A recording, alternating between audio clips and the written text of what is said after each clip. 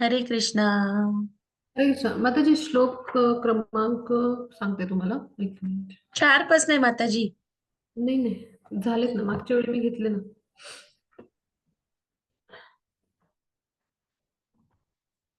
सांगते तुम्हाला मी. हरे कृष्ण सर्वांना. आपला भक्ती सदाचार जो क्लास आहे त्यामध्ये सर्वांचं इस्कॉन बेंगलोरच्या वतीने मी हार्दिक हार्दिक स्वागत करते. आता आपण भक्ती सदाचार क्लास मधलं चौथं मॉड्यूल अभ्यासतो आहोत, की जिथे ब्रह्माजींची आपण स्तुती अभ्यासतो आहोत. म्हणजे चौथ्या मॉड्यूल मध्ये सगळ्या स्तुती आहेत भगवान यांच्या विषयीच्या, भागवतातली स्तुती आपण अभ्यासतो आहोत.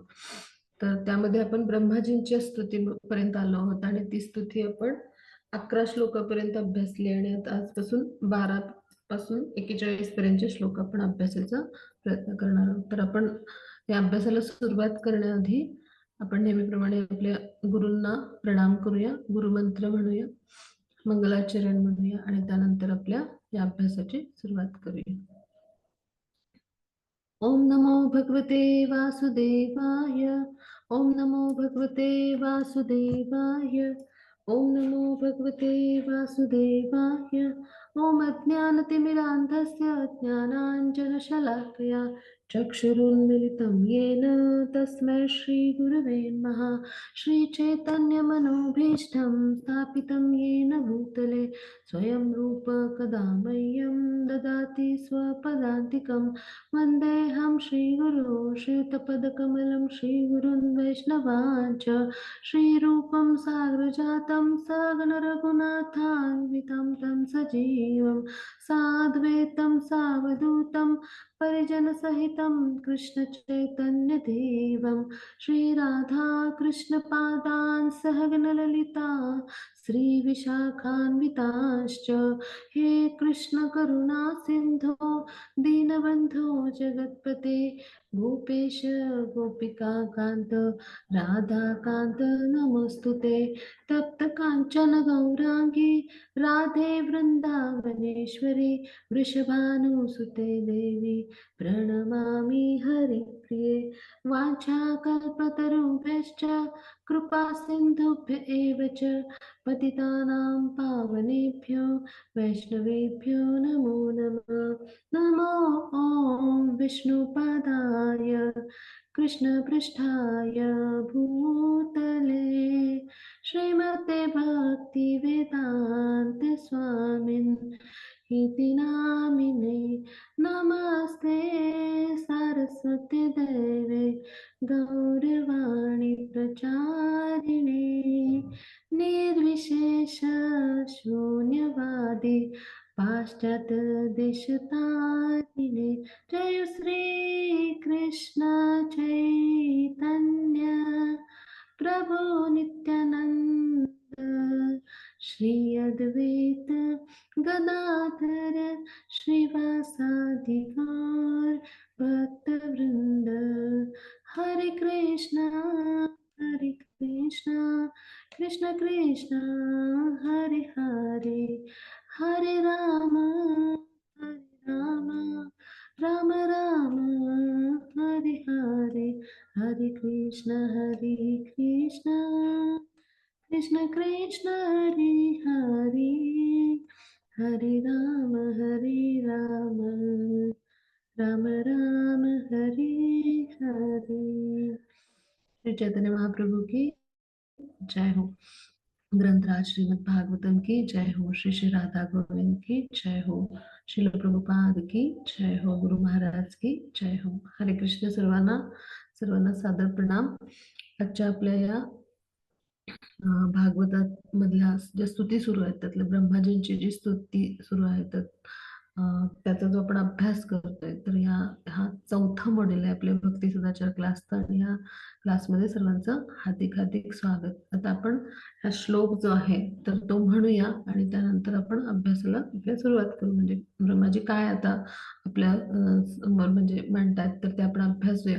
खूप सुंदर स्तुती आहे. म्हणजे ह्याच्याविषयी ह्या स्तुतीविषयी ब्रह्माजींनी ही जी स्तुती केली तर ह्याच्याविषयी खूप चांगल्या पद्धतीचं असं म्हणजे वर्णन विश्वनाथ चक्रवर्ती ठाकूर पुढे येणाऱ्या आता पुढच्या श्लोकामध्ये करतायत की ह्या स्तुती ऐकल्यामुळं वाचल्यामुळं म्हणजे श्रवणाने पठणाने ह्याची फलश्रुती काय आहे ते सगळे लक्ष देऊन ऐकूया म्हणजे आपण सगळ्यांना याचा लाभ घेता आला पाहिजे. खरं तर भगवानांच्या सगळ्या स्तुती स्तवा ज्या असतात ना त्या पठणाने आपल्याला लाभच होतो, आपल्याला हृदयाची शुद्धी होते. आणि भागवतामधल्या स्तुती आहेत तर ह्यांच्या पठणाने किंवा श्रवणाचा म्हणजे फक्त श्रवण भक्ती जरी केली तरी भागवतामधल्या ह्या स्तुती असल्यामुळं म्हणजे भागवताचं जो कोणी श्रवण करतो श्रवण भक्ती करतो त्याला लाभ काय असतो तर त्याच्या हृदयाची शुद्धी तर होतेच पण त्याच्या हृदयामध्ये भगवान स्वयं प्रकट होतात, महालाभ आहे. त्यामुळे आपण बिलकुल म्हणजे दुर्लक्ष नको करूया, अगदी लक्ष देऊन ऐकूया की ब्रह्माजी आता काय सांगतात ते. तर आपण या श्लोकापासून सुरुवात करूया. हरे कृष्णा कुमुद हरे माताजी कृष्णा. साधूप्रणाम.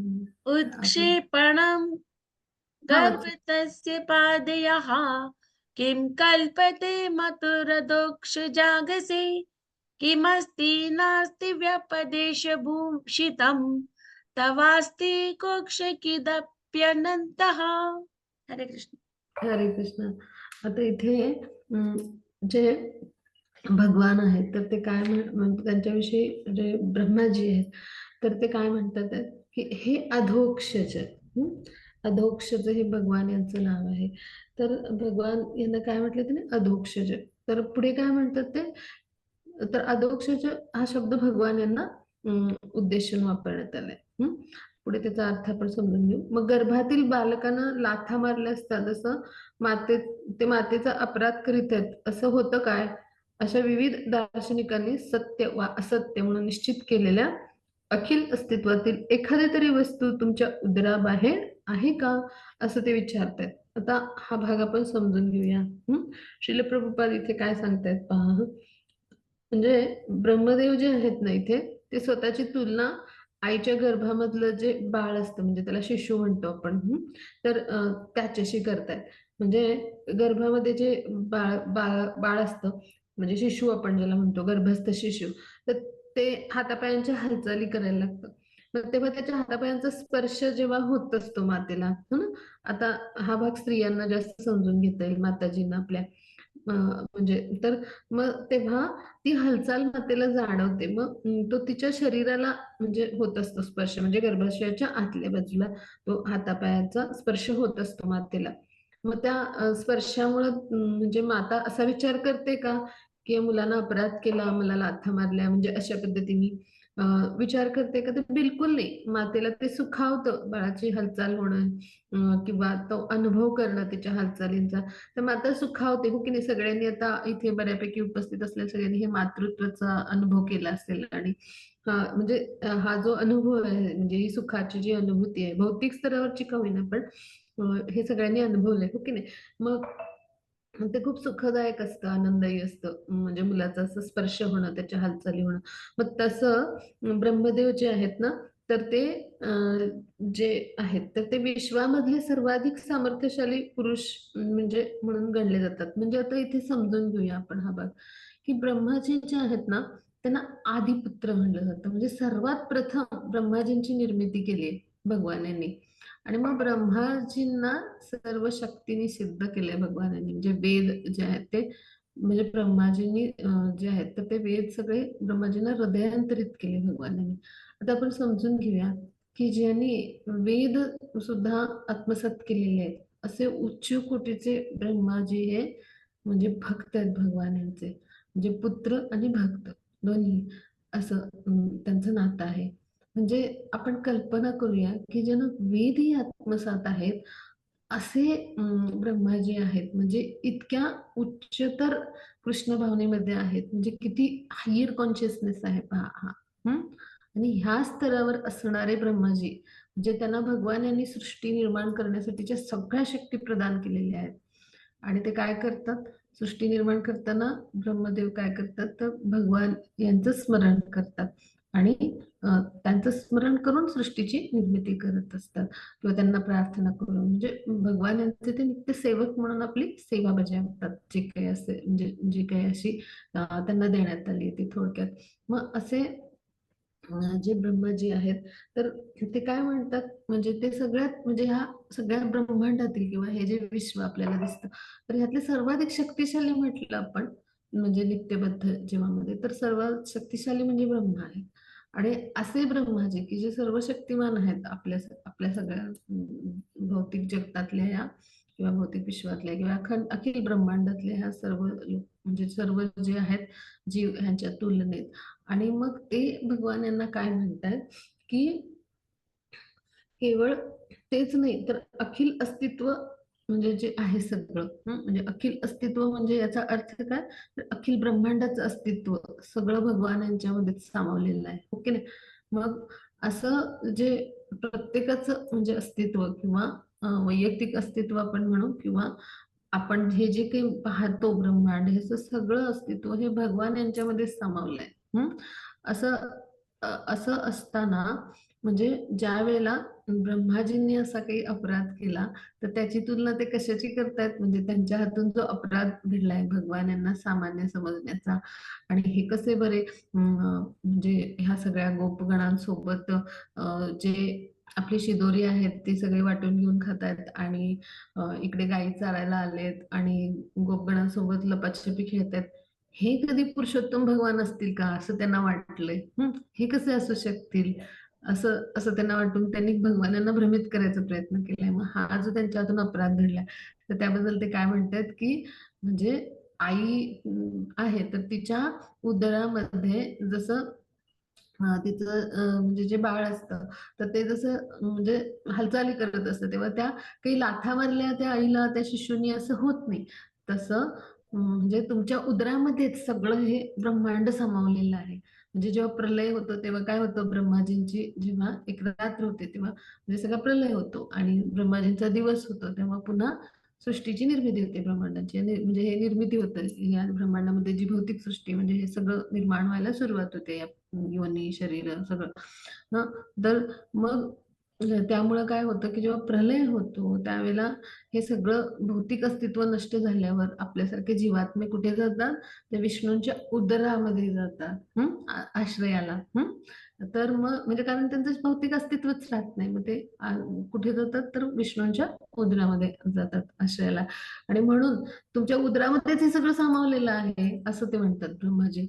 आणि म्हणून त्याच्या बाहेर तर काहीच नाही. म्हणजे एखाद्याने म्हणजे जे विविध दार्शनिक दार्शनिक म्हणजे जे अध्यात्माविषयी माहिती देणारे असे म्हणजे ज्यांचा आध्यात्मिक अभ्यास आहे असे वेगवेगळे विद्वान पंडित, तर त्यांनी सत्य असो किंवा असत्य म्हणजे जे काही सांगितलं असेल ते म्हणजे निश्चित केलेली म्हणजे कुठली पण गोष्ट असू दे अखिल ब्रह्मांडातली, तर त्यांना असं म्हणायचं ब्रह्मजींना की ही काही तुमच्या उदराच्या बाहेर कधी असू शकेल का, म्हणजे काय की तुमच्याशिवाय तर ह्या कुठल्या गोष्टींचं अस्तित्व असूच शकत नाही. अशा पद्धतीनं ब्रह्माजींना आपली जी चूक झाली तर ती मान्य करायची आहे. आणि ती कशा पद्धतीने करतायत की म्हणजे भगवान यांच्या समोर एखादं म्हणजे आपण असं समजून घेऊ की एखादं मूल जे आहे ते आपल्या आईसमोर किंवा आपली चूक कशी मान्य करत असतं, तर त्याचं खूप सुंदर उदाहरण आहे. किंवा आपल्या पालकांसमोर आपली चूक कशी मान्य करायची आणि त्याच्याबद्दल क्षमा कशी मागायची. तर भगवान आदिपुत्र तर आहेतच, पण उत्तम सेवक पण आहेत.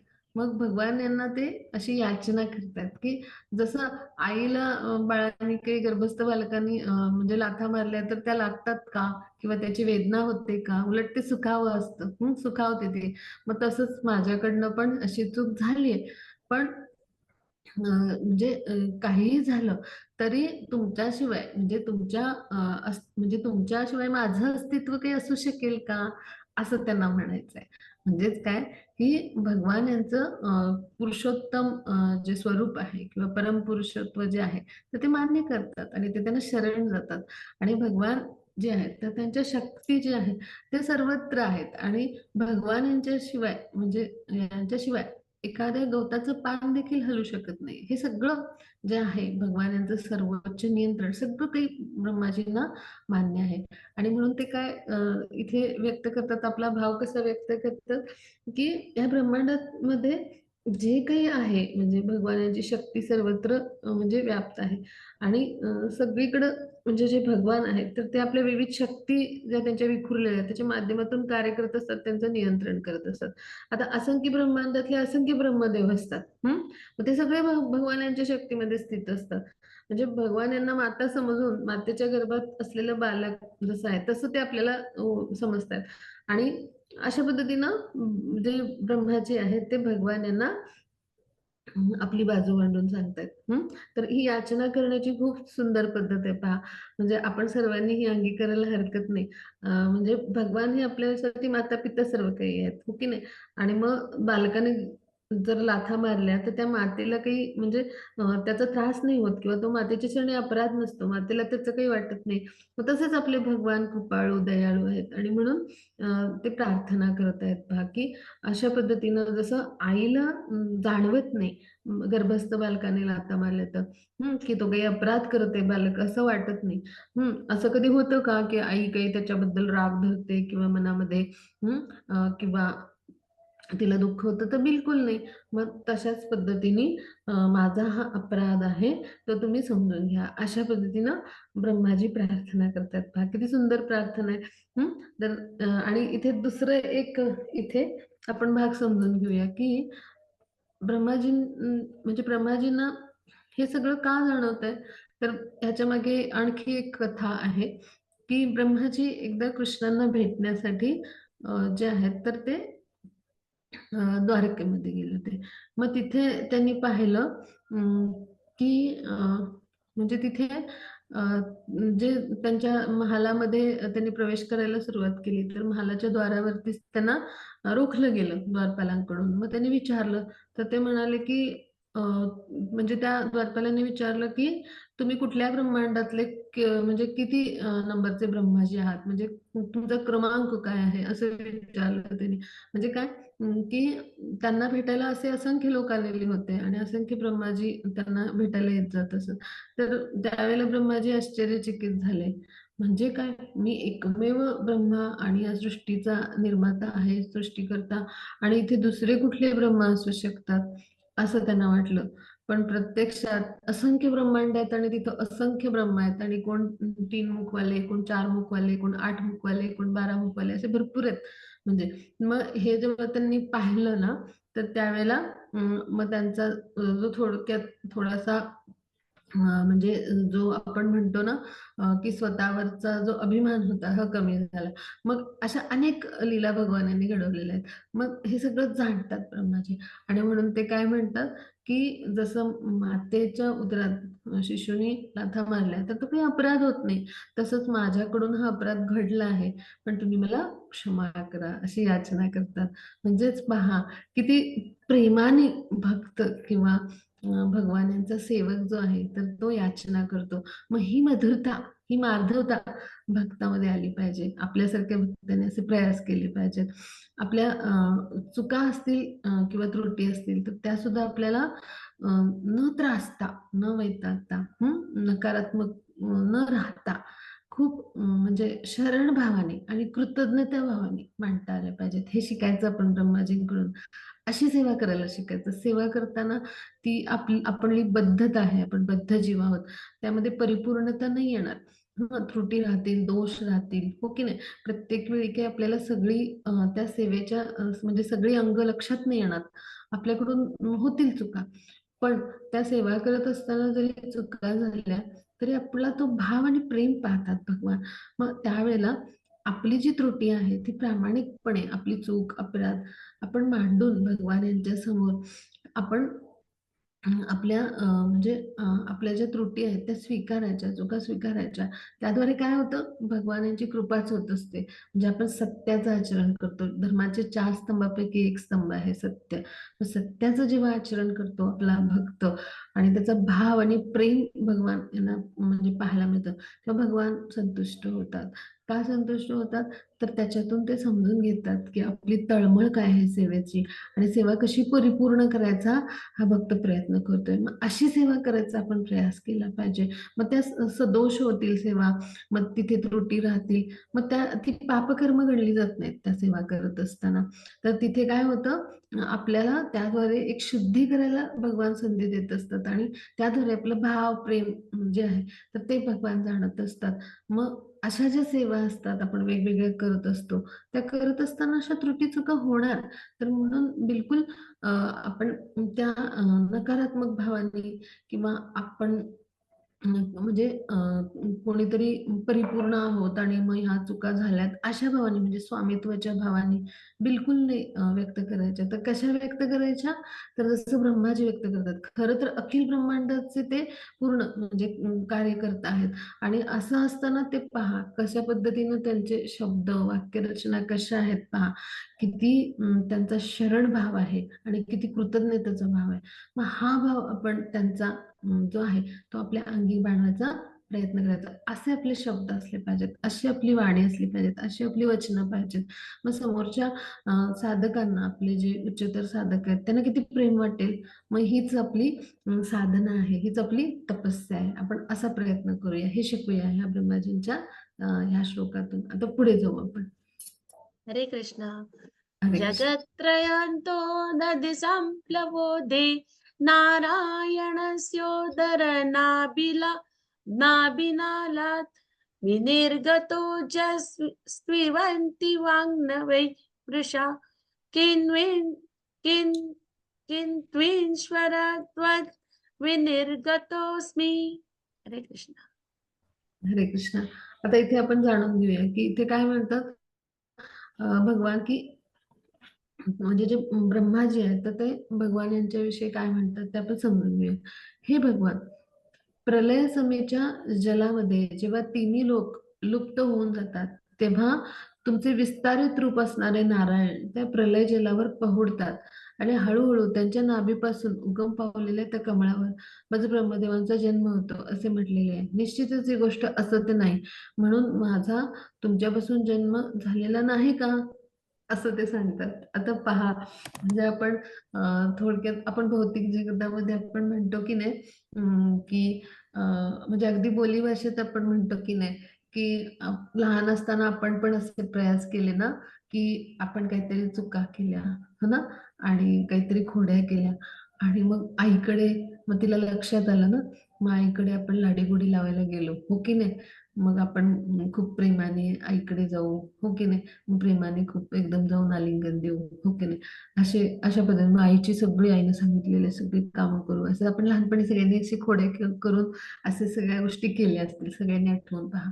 मग असेच आहेत ब्रह्माजी. मग ते कसं सांगतात पहा की हे भगवान प्रलय समेच्या जलामध्ये म्हणजे जेव्हा प्रलय होतो तेव्हा सगळीकडं काय होतं प्रलय होतं म्हणजे काय होतं सगळ्या सगळ्या ब्रह्मांडामध्येच म्हणजे सगळीकडं म्हणजे काय होतं जल आहे तर ते त्याचं प्रमाण वाढतं. मग तिन्ही लोक सगळे लोक लुप्त होऊन जातात म्हणजे त्याच्या खाली जलाखाली बुडून जातात. मग तुमचं जे विस्तारित नारायण रूप आहे ते प्रलय जलावर पहोडलेलं असतं. म्हणजे भगवान जे आहेत तर त्यांचं म्हणजे थोडक्यात जे विस्तारित नारायण रूप म्हणजे त्याला काय म्हणायचं गर्भोदक आहे विष्णू त्यांच्या नाभी कमळातून कोण येतात तर ब्रह्माजी उत्पन्न होतात हो ना. तर नाभीतून जे कमळ येतं तर त्याच्यातून ब्रह्माजींचा जन्म होत असतो. मग त्या पुढे त्यांनी सांगितले पहा नाभीपासून उगम पावलेल्या कमळावर माझा ब्रह्मदेवांचा जन्म होतो. असं उल्लेख आहे. पण निश्चितच ही गोष्ट असत्य नाही म्हणजे हे काही असत्य नाही आहे ही खरी गोष्ट आहे हे वास्तव आहे. मग माझा जन्म तुमच्यापासूनच झालेला आहे नाही का असं ते प्रश्न म्हणजेच काय आहे. मग इथे ब्रह्माजी अशा पद्धतीनं का सांगतायत तर ह्याचं कारण जाणून घेऊया. म्हणजे ह्या श्लोकाच्या माध्यमातून ब्रह्माजी काय सांगतायत की ब्रह्मदेवांचा जन्म कुठल्या मातेपासून नाही झालाय तर म्हणजे स्त्री पुरुष अशा संपर्कापासून नाही झालाय तर साक्षात भगवानांच्या शरीरापासून होतोय. म्हणून त्यांना काय म्हटलं जातं अज या नावानं संबोधलं जातं. मग असे जे भगवान आहेत तर की ज्यांच्या शरीरापासून माझा जन्म झालाय तर हे मी सत्य जाणतो. मग हे जे सत्य ते जाणतात तर त्याबद्दल ते काय म्हणतात निश्चितच ही गोष्ट असत्य नाही म्हणजेच काय सत्य आहे. आणि मग माझा जन्म तुमच्यापासून झालेला नाही का असं म्हणतात म्हणजे प्रत्यक्ष तुम्ही मला जन्म दिलाय. म्हणजे स्वाभाविकता नारायण हेच ब्रह्मदेवांच्या मातृस्थानी आहेत. म्हणजे माता पिता सगळं काही ब्रह्मदेव. म्हणजे ब्रह्मदेवांची निर्मिती भगवान यांच्या प्रत्यक्ष शरीरापासून झाली. मग याच आधारावर ते भगवान आपल्याला क्षमा करावे, म्हणजे त्यांनी आपल्याला क्षमा करावे अशी ते विनंती करतात. जे कृष्ण जे आहेत म्हणजे जे, तर त्यांच्या चरणी ते काय करतात, अशी प्रार्थना करतात की ही म्हणजे ही वास्तविकता आहे की भगवान यांच्या प्रत्यक्ष शरीरापासून माझा जन्म झालाय. मग हे कशा पद्धतीनं मांडतात ब्रह्माजी, माझा तुमच्यापासून जन्म झालेला नाही का, आणि ही गोष्ट असत्य नाही म्हणजेच काय, सत्य आहे. म्हणजेच काय, मी तुमच्यापासून प्रत्यक्ष थेट माझा जन्म झालेला आहे तुमच्या शरीरापासून. म्हणजे माझी माता मातृस्थानी तुम्हीच आहात, आणि म्हणून तुम्ही मला क्षमा करा. अशी त्यांनी केलेल्या अपराधाबद्दल ते क्षमा मागतात. किती छान भावना आहेत पहा. म्हणजे भगवानांचं शरीर आणि ब्रह्माजींचं शरीर एकसारखंच आहे. मग असा मी तुमचा सुपुत्र आहे, तुमच्यापासून प्राप्त झालेला, आणि म्हणून तुम्ही मला क्षमा करा, अशी ते प्रार्थना करतात. आता पुढे जाऊ आपण.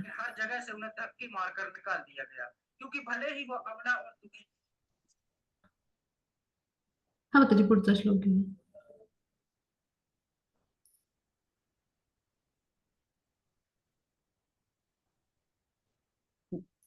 नारायणस्तव नहि सर्वदेहिनाम् आत्मास्यधीशखिल लोक साक्षी नारायणोऽङ्गन नरभुजलयानान् तच्चापि सत्यम न तवैव माया. हरे कृष्ण. हरे कृष्ण. हे परमनियंता, तुम्ही अखिल देहधारी जीवांचे परमात्मा आणि अखिल वैश्विक अभिव्यक्तींचे शाश्वत साक्षी असल्यामुळे तुम्ही मूळ नारायण नाहीत का? नारायण हे तुमचेच विस्तारित रूप आहे, आणि ब्रह्मांडातील मूळ जळाचे ते उगमस्थान असल्यामुळे त्यांना नारायण या नावाने ओळखले जाते. त्यांचे अस्तित्व म्हणजे तुमच्या मायाशक्तीची निर्मिती नाही, त्यांचे अस्तित्व सत्य आहे. आता हा जो श्लोक आहे ह्याचा जरा भावार्थ जो आहे तर हा आपण समजून घेऊया.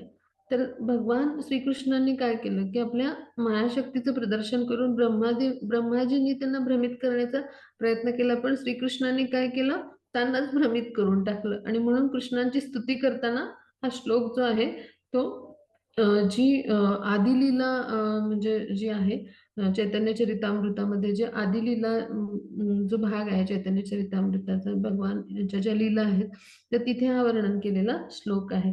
तर त्याचा अर्थ काय होतो की ब्रजभूमीमध्ये क्रीडा करणारे श्रीकृष्ण खरोखरच पुरुषोत्तम भगवान आहेत का, हे पाहायला ब्रह्मदेवानी काय केलं, त्यांची परीक्षा घ्यायचा प्रयत्न केला. आणि मग ब्रह्मदेवानी काय केलं, यमुनाच्या म्हणजे यमुना नदीच्या किनारी जे खेळणारे होते भगवान, म्हणजे त्यांचे गोपगण आणि त्यांची गायी वासरे हे सगळ्यांचं अपहरण केलं. मग पुढं थोड्या वेळाने त्यांनी येऊन पाहिलं तर काय, तर तिथे काय होतं, तीच सगळी गोपबालक वासरं सगळी त्यांना दिसली. मग ब्रह्मदेवानी ही कृती करून काय केलं, अशा पद्धतीनं त्यांच्या चरणी अपराध केला होता. का तर ते परम पुरुषोत्तम भगवान आहेत.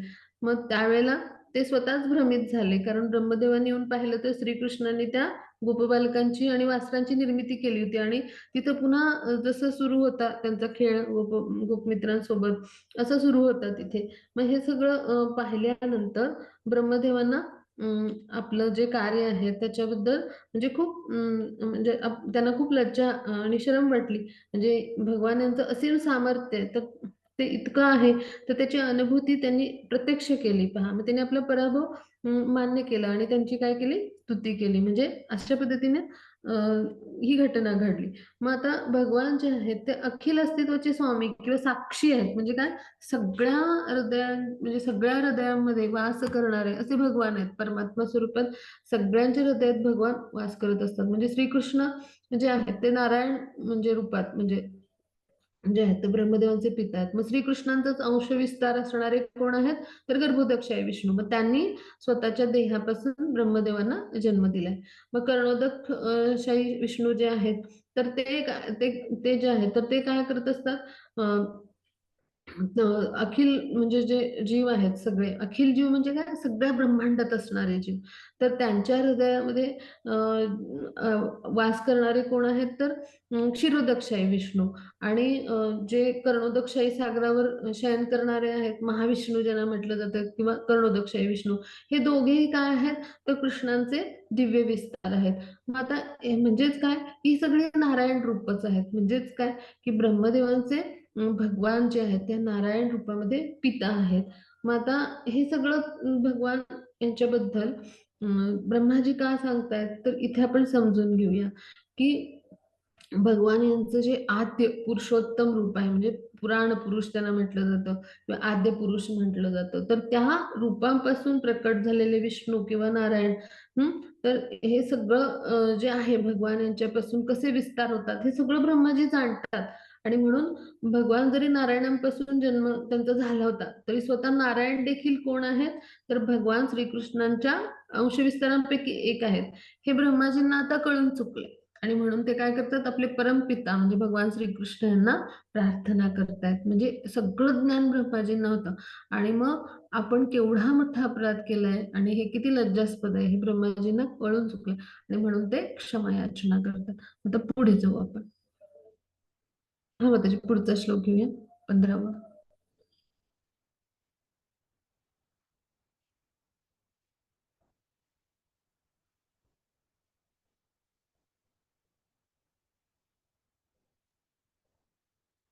तच्चेज्जलस्तं तव सज्जगद्वपुः किं किं मे न सॉरी किं मे न दृष्टं भगवंस्तदैव किं वा सुदृष्टं हृदि मे तदैव किं नो सपद्येव पुनर्व्यदर्शी. हरे कृष्णा. हरे कृष्ण. हे भगवान, अखिल विश्वाचे आश्रयस्थान असणारे तुमचे दिव्य शरीर खरोखरच जलावर शयन करीत होते. तर मी तुमचा शोध घेत असताना तुम्ही मला कसे काय दिसला नाहीत आणि मला हृदयांतरी जरी तुमचे व्यवस्थितपणे दर्शन घडू शकले नाही, तरी अचानकच तुम्ही माझ्या दृष्टीसमोर कसे काय प्रकट झालात? आता ब्रह्माजींची निर्मिती होत असताना काय घडलं त्याचा इथे उल्लेख आहे. तर ब्रह्मदेवांना विश्वाच्या आरंभी जो अनुभव आला होता, तर तो इथे आहे. म्हणजे दुसऱ्या स्कंदामध्ये हे सगळं म्हणजे खूप सविस्तर वर्णन आहे. तर भगवान नारायण जे आहेत त्यांच्या नाभीमधून एक विशाल कमळ असं निर्माण झालं आणि त्या कमळाच्या आसनावर ब्रह्मदेवांचा जन्म झाला. आता त्यावेळेला काय झालं की ब्रह्मदेवाने आपलं स्थान, कार्य, स्वरूप याविषयी काहीच समजेनासं झालं होतं. म्हणजे आता आपण करायचं काय? आपण कुठे आहोत? आणि आपलं आपण कोण आहोत? काहीच माहिती नव्हतं. म्हणून त्यांनी कमळाच्या उगमस्थानाचा शोध घ्यायचा प्रयत्न केला. मग त्यांना तेव्हा शब्द ऐकू आले 2 तप. म्हणल्यावर त्यांनी काय केलं? अनेक सहस्त्र वर्ष तप केलं. हं.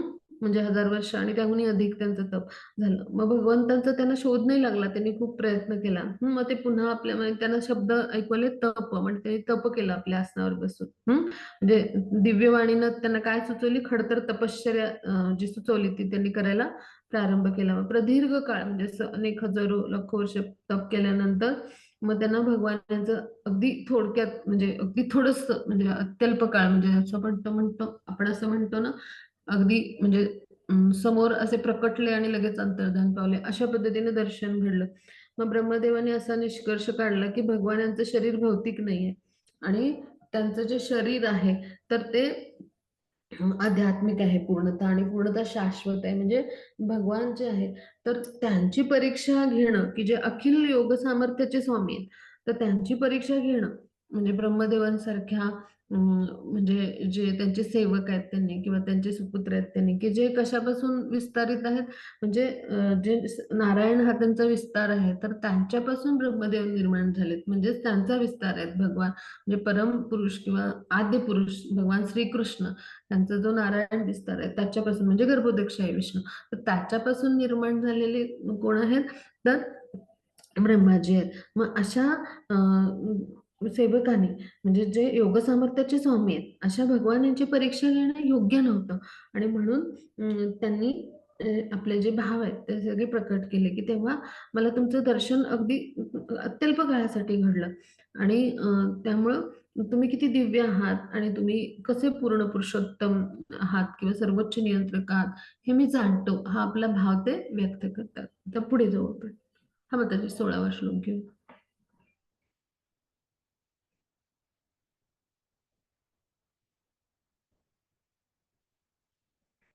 हरे कृष्ण. माताजी 16वा श्लोक घेऊ आपण.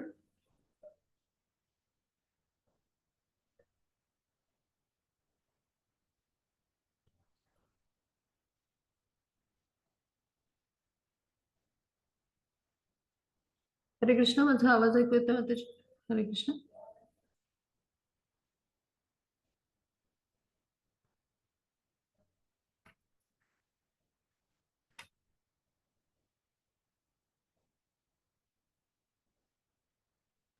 हरे कृष्ण.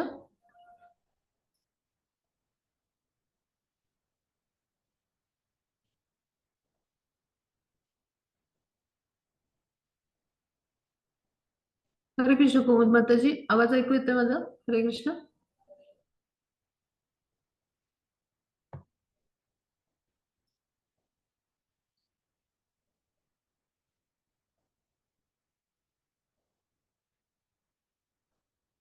बहुतेक माताजींचा नेट कनेक्शनला काहीतरी अडचण आहे. हा आपण श्लोक वाचूया आणि त्याचा अर्थ समजून घेऊया. अत्रेय मायाधमनावतारे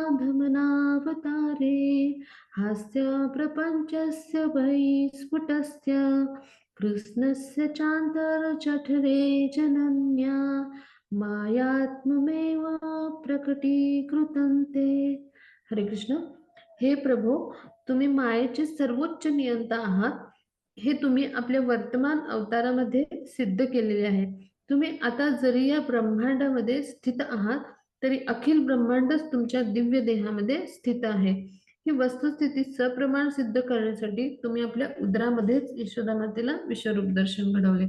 आता इथे हा शब्द आपण समजून घेऊया की ब्रह्मदेवांनी वर्तमान श्लोकामध्ये आपल्याला काय सांगितले की भगवान यांची जी अचिंत्य अशी आध्यात्मिक शक्ती आहे, म्हणजे अचिंत्य योगेश्वरी आहे, तर त्याद्वारे आपण जे भगवान आहेत तर त्यांना आपण म्हणजे आपल्या भौतिक इंद्रियांनी आपण जाणू नाही शकत किंवा त्यांना आपण आपल्या मानसिक म्हणजे तर्काने बुद्धीने नाही जाणू शकत. आपली भौतिक इंद्रिय अपूर्ण आहेत म्हणजे आणि मानसिक म्हणजे बुद्धी किंवा तर्क सुद्धा कसे आहेत म्हणजे आपलं मन सुद्धा भौतिक आहे, त्यामुळे हे अपूर्णत्व आहे आपल्यामध्ये म्हणजे इंद्रियांच्या मर्यादा आहेत आपल्याला की आपलं जे म्हणजे आपण अशा पद्धतीने म्हणजे आपली जी इंद्रिय अपूर्ण आहेत त्यांनी आणि भौतिक जी आपली इंद्रिय आहेत त्यांनी जी गोष्ट पूर्णतः आध्यात्मिक आहे ती कशी बरी जाणू शकू, हो की नाही? आणि म्हणून इथे ब्रह्मदेवांनी भगवानांच्या अचिंत्य म्हणजे अशा कल्पनेच्या बुद्धीच्या पलीकडे असं असलेले भगवान आहेत आणि अचिंत्य असे आहेत आणि त्यांच्या आध्यात्मिक शक्ती देखील अशाच आहेत. त्याला अचिंत्य योगेश्वरी म्हटलं जातं. तर त्यांचं वर्णन केलं. म्हणजे कुठल्याही घरामध्ये एखाद्या धातूचं पात्र असेल किंवा मडकं असेल तर त्या मडक्यामध्ये आपलं घरही आढळलं पाहिजे अशी अपेक्षा आपण करू शकतो का? बिलकुल नाही. मग तसंच आहे भगवान आपल्या आध्यात्मिक शक्तीद्वारे ब्रह्मांडामध्ये प्रकट होतात. मग त्याच वेळी अखिल ब्रह्मांड त्यांच्या शरीरातून ते प्रदर्शित करू शकतात. म्हणजे काय की इथे आपण समजून घेऊया की यशोदा मातेनं श्रीकृष्णांच्या उदरामध्ये पाहिलेली ब्रह्मांड जे आहेत तर त्याचं उदाहरण आपण घेऊया. म्हणजे काय की श्रीकृष्णांच्या देहामध्येच ती सगळी स्थिती होती. म्हणजे ती भौतिक जगामध्ये म्हणजे बाह्यतः जी प्रकट झालेली ब्रह्मांड होती त्यापेक्षा वेगळी होती. म्हणजे जेव्हा श्रीकृष्णांनी मृदा खालिका म्हणून त्यांचं मुख उघडलं तेव्हा जी यशोदा मैया आहे तर तिला काय झालं दर्शन झालं अखिल ब्रह्मांडांचं वेगवेगळ्या. मग ती जी ब्रह्मांड आणि हे जे पाहिलं तिने ती प्रकट झालेली ब्रह्मांड कशी होती ती वेगळी होती. भौतिक जगामध्ये जी बाह्यता प्रकट झालेली ब्रह्मांड आहेत, त्यापेक्षा ती वेगळी होती. मग आता इथे असं जर कोणी म्हणेल की ही जी म्हणजे यशोदा मैयाने श्रीकृष्णांच्या उदरामध्ये पाहिली ब्रह्मांड होती ती श्रीकृष्णांच्या देहामध्ये होती आणि म्हणून ती भौतिक जगामध्ये प्रकट झालेल्या ब्रह्मांडापेक्षा निराळी होती. असं जर कोणी म्हणेल तर ह्या वादाचं ब्रह्मदेवानी इथं खंडन केलंय अशा युक्तिवादाचं. इथं आपण हा भाग समजून घेऊया. म्हणजे श्रीकृष्णांना माया धमन असं म्हटलंय म्हणजे मायाशक्तीचे सर्वोच्च नियंत्रक आहेत ते. त्याला म्हणायचं माया धमन या श्लोकामध्ये शब्द आलाय पहा इथे. इथं मायात्वम. तर हा शब्द जो आहे, तर त्याच्यावरून आपण समजून घ्या, म्हणजे तुमची भ्रमकारी शक्ती, म्हणजे भगवान यांच्यामध्ये जी भ्रमकारी शक्ती, म्हणजे भगवान सगळ्या गोष्टीत सर्वश्रेष्ठ आहेत. मग भगवान यांना म्हणजे यांना जर म्हणजे त्यांचा जर भ्रम निर्माण व्हावा म्हणून जर प्रयत्न करायला ब्रह्माजी केले, तर मग सर्वश्रेष्ठ भ्रम करण्याची ताकद कोणामध्ये आहे? श्रीकृष्णामध्ये आहे. म्हणजे अशा पद्धतीने भगवान जे आहेत, तर ते म्हणजे मायाधमन या नावाने परिचित आहेत. म्हणजे काय, मायाशक्तीचे सर्वोच्च नियंत्रण असणारे ते आहेत. म्हणजे काय, तर त्या मायाशक्तीचे स्वामी आहेत. दैवी यशा गुणमयी असं म्हटलं जातं. म्हणजे दैवी आहे ती शक्ती, म्हणजे भगवान श्रीकृष्णांच्या नियंत्रणाखाली भगवानांची ती भौतिक शक्ती आहे. मग आपले परमश्रेष्ठ म्हणजे योग सामर्थ्याद्वारे ते काय करतात, मायादेवीला सुद्धा भ्रमित करू शकतात, कारण ते तिचे स्वामी आहेत. मग आपल्या देहामध्ये त्यांनी भौतिक ब्रह्मांडांचं प्रदर्शन केलं. मग ह्याला जर माया म्हटलं, तर भगवान यांची ती सर्वश्रेष्ठ भ्रमकारी शक्ती आहे. म्हणजे काय, की असं जर कोणी म्हणेल की यशोदा मातेने श्रीकृष्णांच्या उदरामध्ये पाहिलेली ब्रह्मांड होती ती त्यांच्या देहात स्थित असल्यामुळं भौतिक जगात जी ब्रह्मांड दिसतात त्यापेक्षा वेगळी आहेत, आणि भगवान यांच्यामध्ये विविधता ही आहेच. म्हणजे हा जर युक्तिवाद कोणी केला तर तो चुकीचा पण नाही, कारण भगवान जे आहेत ते सर्वश्रेष्ठ आहेत, परमश्रेष्ठ आहेत. म्हणजे ते असंख्य ब्रह्मांड त्यांच्या रोमरंध्रातून जे आहेत तर ती निर्माण होत असतात त्यांच्या श्वासाद्वारे, आणि त्यांच्या उच्छ्वासाद्वारे ती नष्ट होत असतात. पण खरं तर भगवानच हे या मायाशक्तीचे निर्माते किंवा सर्वोच्च नियंत्रक असे आहेत. मग ते काहीही करू शकतात त्यांच्या योग सामर्थ्याद्वारे. ते मायादेवीला सुद्धा भ्रमित करू शकतात. म्हणजे खऱ्या अर्थाने असा जो कोणी युक्तिवाद करेल ना, तर त्याला आपल्याला असं पण सांगता येईल की हा, वेगवेगळी निर्मिती सुद्धा ब्रह्मांडांची करू शकतात. म्हणजे शरीरातून त्यांच्या जी प्रकट झाली ती ब्रह्मांड वेगळी होती आणि निर्माण केलेली ब्रह्मांड वेगळी होती.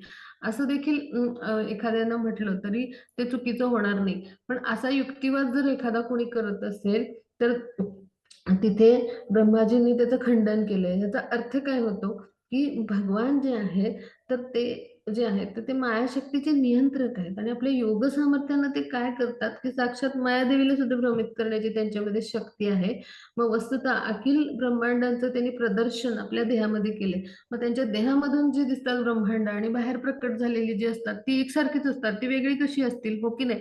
म्हणजे म्हणजे ते कोणी भौतिक जगतातले असे प्रकट झालेले जीव नाही आहेत किंवा जीवात्मा नाही आहेत आपल्यासारखे, की आपल्यामध्ये म्हणजे हे सगळे स्थित्यंतर किंवा बदल असतात. भगवान कसे आहेत? साक्षात म्हणजे परमतत्व असे भगवान आहेत. आणि भगवान जे आहेत ते सर्वश्रेष्ठ आहेत, म्हणजे सगळ्या षडैश्वर्यांनी युक्त आहेत. मग असे जे भगवान आहेत, तर त्यांची शक्ती अचिंत्य आहेत आणि त्या असंख्य आहेत. मग ते काहीही करू शकतात त्यांच्या इच्छेनुसार. म्हणजे इथून आपण हा भाग समजून घेऊया, की मग अशी जी मायाशक्ती, की ज्यांची म्हणजे जी भ्रमित करत असते आपल्यासारख्या जीवांना, मग त्या शक्तीला सुद्धा भ्रमित करण्याचं सामर्थ्य भगवान यांच्यामध्ये आहे.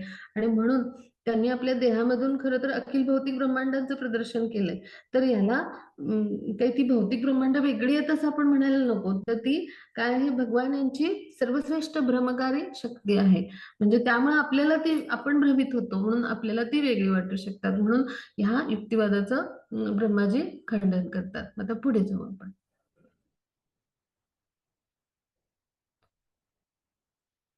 हो, त्याची पुढचा श्लोक आहे. हरे कृष्णा. अत्रैव 15वा ना माताजी? 17 त्याची. 17वा. हो, सॉरी सॉरी, 17वा.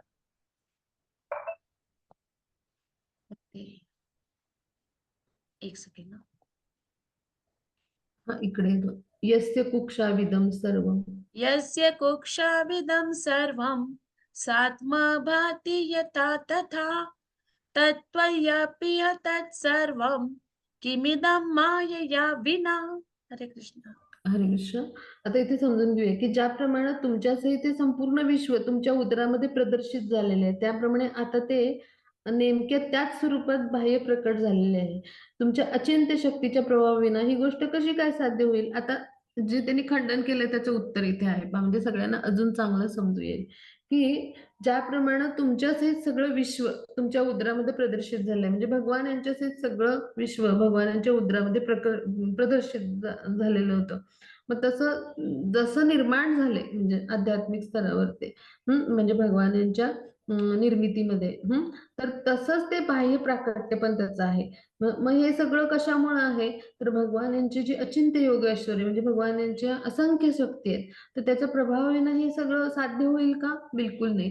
म्हणजे इथे आपण समजून घेऊया की भगवान यांचं अचिंत्य योग ऐश्वर्य आणि त्यांच्या शक्ती त्यांचा स्वीकार केल्याशिवाय आपल्यासारख्या कुठल्याही म्हणजे जो जीव आहे त्याला भगवान यांना यथार्थपणे म्हणजे भगवान जे जसे आहेत तसं जाणून नाही घेता येणार.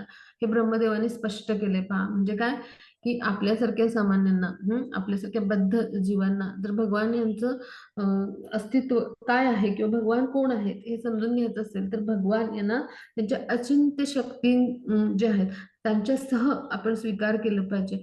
कारण भगवान यांचा त्यांच्या अचिंत्य शक्तींचा स्वीकार केल्याविना आपल्याला वस्तूचं यथार्थ स्वरूपच जाणून घेता येणार नाही. हे इथं ब्रह्माजी आपल्याला सांगायचा प्रयत्न करतायत. म्हणजे काय की इथे दिसणारी प्रत्येक जी गोष्ट आहे तर ती भगवान यांच्यामुळे कशी निर्माण होते हे जर आपल्याला समजून घ्यायचं असेल तर भगवान यांच्याकडे इतकं असंख्य सामर्थ्य आहे, इतक्या अचिंत्य शक्ती आहेत विविध की त्या शक्तीने युक्त भगवान आहेत असे अचिंत्य योगेश्वराने युक्त आहेत हे समजून घेतल्याशिवाय आणि याचा स्वीकार पण आपण केला पाहिजे. तर हे स्वीकार केल्याशिवाय आपल्याला ह्या जगतामध्ये ज्या काही वस्तू आहेत जे काही दिसतं आपल्याला त्याची यथार्थता किंवा याचं यथार्थ म्हणजे प्रत्यक्ष वास्तविक स्वरूप खरं जे स्वरूप आहे ते जाणून घेता येणार नाही. हे ब्रह्मदेवाने सुद्धा मान्य केले पहा. हो की नाही. मग आपल्यासारख्या सामान्य आणि इंद्रिय अपूर्ण असलेल्या बद्ध जीवांची ब्रह्माजींसारख्या अशा म्हणजे उच्च स्तरावरील म्हणजे कृष्ण भावनेमध्ये असे जे दक्ष जागृत आहेत अशा भक्तांसमोर काय ती कथा. हो की नाही. म्हणजे आपण ते किती स्वीकारायला पाहिजे पहा. या श्लोकातून हे अनुभव करूया आपण. आता पुढे जाऊ आपण. हा मग त्याची पुढचा श्लोक घेऊया. हरे कृष्ण. तद्येव त्वदत्तेस्य किं ममानते माय त्वामदर्शितम् एकोऽसि प्रथमं ततो व्रजसुरद्वसा समस्तापि तावन्तोऽसि चतुर्भुजास्तदखिलैः साकं मयोपासिता तावन्त्येव जगन्त्य भूतदस्तं मितं ब्रह्मद्वयं शिष्यते. हरे कृष्ण. हरे कृष्ण. खूप छान वाचलात मग श्लोक.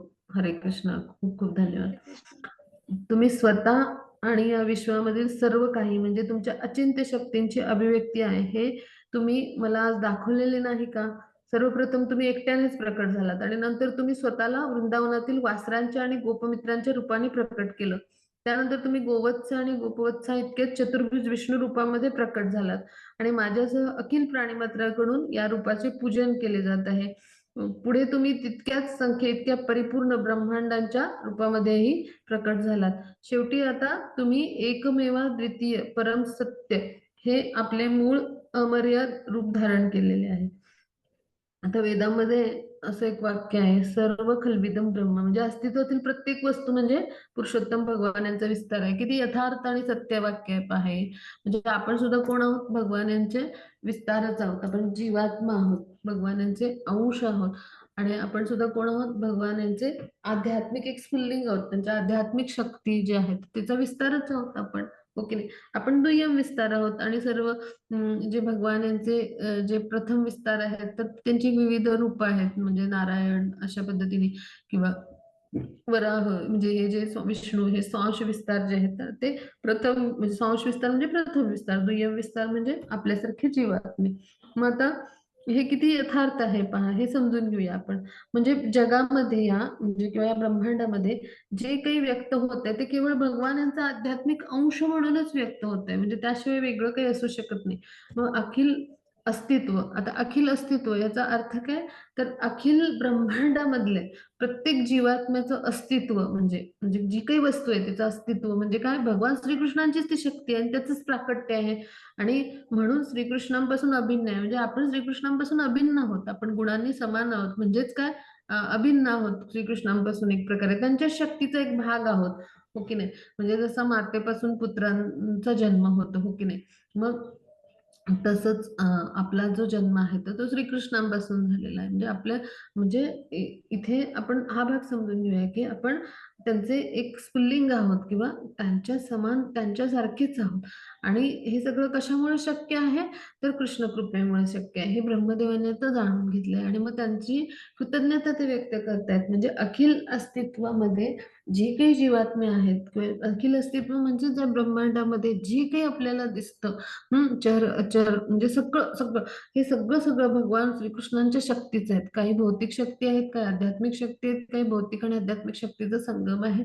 अशा पद्धतीनं जे काही प्राकट्य दिसतं ते सगळं भगवान श्रीकृष्णांची शक्ती आहे. म्हणजेच काय, श्रीकृष्णांपासूनच हे निर्माण झाले. म्हणजे श्रीकृष्णांपासून हे अभिन्न आहे. म्हणजे उदाहरण घेऊया की आपल्या माता-पितांमध्ये होतं म्हणून रंग, रूप, गुण सगळं जे आपल्याला जे एक रंग, रूप, गुण सगळं जे मिळालंय ना, आपल्याला एक विशिष्ट आपल्याला स्वरूप मिळालंय. मग हे आपल्यामध्ये का आलं? म्हणजे मला एक विशिष्ट रंग आहे, आकार आहे, रूप आहे, देह म्हणजे जो आहे. तर हे कशामुळे आलं? आपल्या पितांमध्ये होतं ना, आपल्या माता-पितामध्ये होतं म्हणून आपल्यामध्ये आलं. मग तसंच आहे या सृष्टीमध्ये, अखिल जगतामध्ये जे काही दिसतं, ह्या श्रीकृष्णामध्ये आहे म्हणून म्हणजे ते प्रकट झाले ह्या भौतिक ब्रह्मांडामध्ये. मग हे आपण जाणून घेतलं पाहिजे, जे ब्रह्माजींनी जाणून घेतलंय.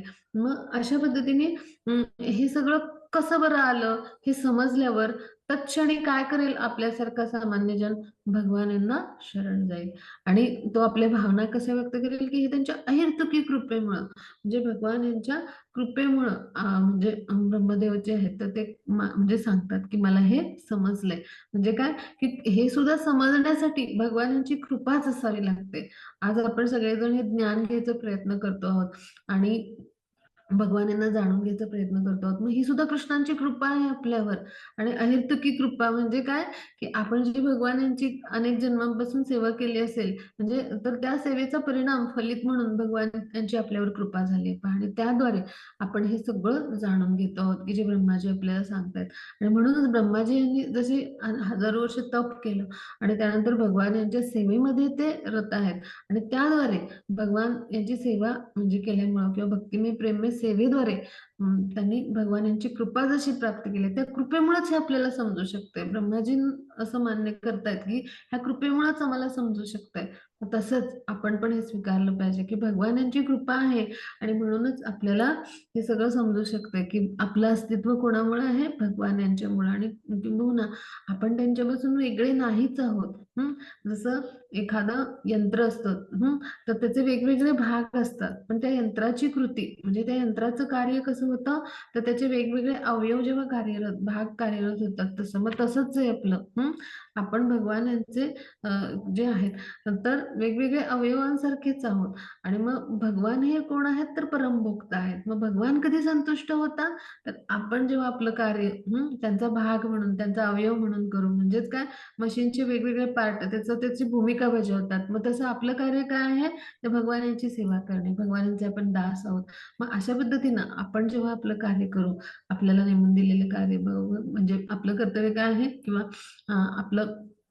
आपला धर्म काय आहे की भगवानांची सेवा करणं. मग तो जेव्हा आपण आपला जो धर्म आहे तर त्याचं पालन करू ना, म्हणजे आपलं स्वरूप काय आहे? जीवेर स्वरूप आहे नित्येर कृष्णदास. मग अशा पद्धतीने जेव्हा आपण भगवानांची सेवा करू तेव्हा निश्चितच काय होईल? भगवान संतुष्ट होतील. मग हे सगळं ब्रह्माजी जाणतात. मग तसंच आपण हे जाणून घेऊन भगवानांची काय करायला पाहिजे? भक्तिमय प्रेममय सेवा करायला पाहिजे आणि त्याद्वारे कृष्णांच्या कृपेस पात्र व्हायला पाहिजे. मग हेच सत्य पुन्हा ब्रह्माजींनी इथे उलगडून दाखवलं. आता पुढे जाऊ आपण. हरे कृष्णा. सुरेषु शिश्वेश तथैव नृष्वपि तिर्यक्षु यादस्वपि ते जनस्य जन्मा सतां दुर्मद निग्रहाय प्रभो विधात सदनुग्रहाय च. हरे कृष्ण. हरे कृष्ण. आता इथे जे ब्रह्माजी आहेत ते काय म्हणतात? हे प्रभू, हे विधाता, तुमचा जन्म भौतिक नाही तरी श्रद्धाहीन असुरांचा मद नष्ट करण्यासाठी आणि साधू वृत्तींचा भक्तांवर करुणा करण्यासाठी तुम्ही देव, ऋषी, मानव, पशु, अगदी जलचर अशा सर्व योनीमध्ये जन्म घेता. आता हा श्लोक सगळ्यांनी लक्षात ठेवूया. 10वा स्कंद 14वा अध्याय आणि हा 20वा श्लोक. तर आपल्याला कोणी विचारलं की भगवान जिथे तिथे आहेत हे कसं तुम्ही सांगाल? आपल्याला एखाद्या नास्तिक व्यक्तीने विचारलं किंवा ज्यांचा भगवान यांच्यावर विश्वास नाही अशा व्यक्तीने विचारलं तर आपण त्यांना हे उत्तर देऊ शकतो. तर आपण म्हणजे भक्त म्हणून भगवानांना तत्वतः जाणलं, भगवानाचं कार्य जाणलं तरच आपल्याला अशा नास्तिकवादी विचाराच्या लोकांचं खंडन करता येईल, त्यांच्या म्हणण्याचं खंडन करता येईल, त्यांना भगवान यांच्याविषयीची माहिती देता येईल, हो की नाही? आणि यासाठी आपण शास्त्रांचं अध्ययन करणं ही सुद्धा भगवान यांची भक्तिमय प्रेममय सेवा आहे पहा. म्हणजे आपण या क्लासला उपस्थित राहणं ही सुद्धा आपली तपस्या आहे, सेवा आहे पहा. म्हणजे श्रवण भक्तीनं आपलं हृदय शुद्ध तर होणारच, पण ही सुद्धा एक प्रकारची सेवा आहे पहा. भगवान यांचं श्रवण करणं, त्यांच्या कथा श्रवण करणं, भगवानांच्या लीला श्रवण करणं, भगवान यांना तत्वतः जाण्याचे प्रयत्न आहेत. त्यामुळे ही काय आहे आपली तपस्या आहे आणि ही आपण जाणून घेऊन आपल्यापर्यंतच ही माहिती नाही ठेवायची, तर आपल्या संपर्कात आलेल्या सर्वांपर्यंत भगवान यांची ही माहिती पोहोचवायची. कारण भगवान यांच्या या यशोगाथा आहेत. म्हणजे जिथे तिथे आपला जो इतिहास आहे, आपली जी वेदशास्त्र पुराण आहेत, ती भगवान यांच्या यशोगाथांनी रंगलेली आहेत. म्हणजे आपला इतिहास सगळ्या यशोगाथा आहेत भगवान यांच्या आणि भगवान आणि भक्त यांच्या मधल्या कथा आहेत. मग तिथे भगवानच विजयी ठरलेले आहेत परमश्रेष्ठ म्हणून. म्हणजेच काय, आपल्यासारख्या पतित जीवांचा उद्धार करतात भगवान आणि अशा पद्धतीनं भक्तावरती कृपाच असते भगवान यांची आणि ती भगवान यांचाच तो विजय असतो एक प्रकारे. म्हणून भगवान यांच्या यशोगाथा आहेत भागवतातल्या कथा म्हणजे.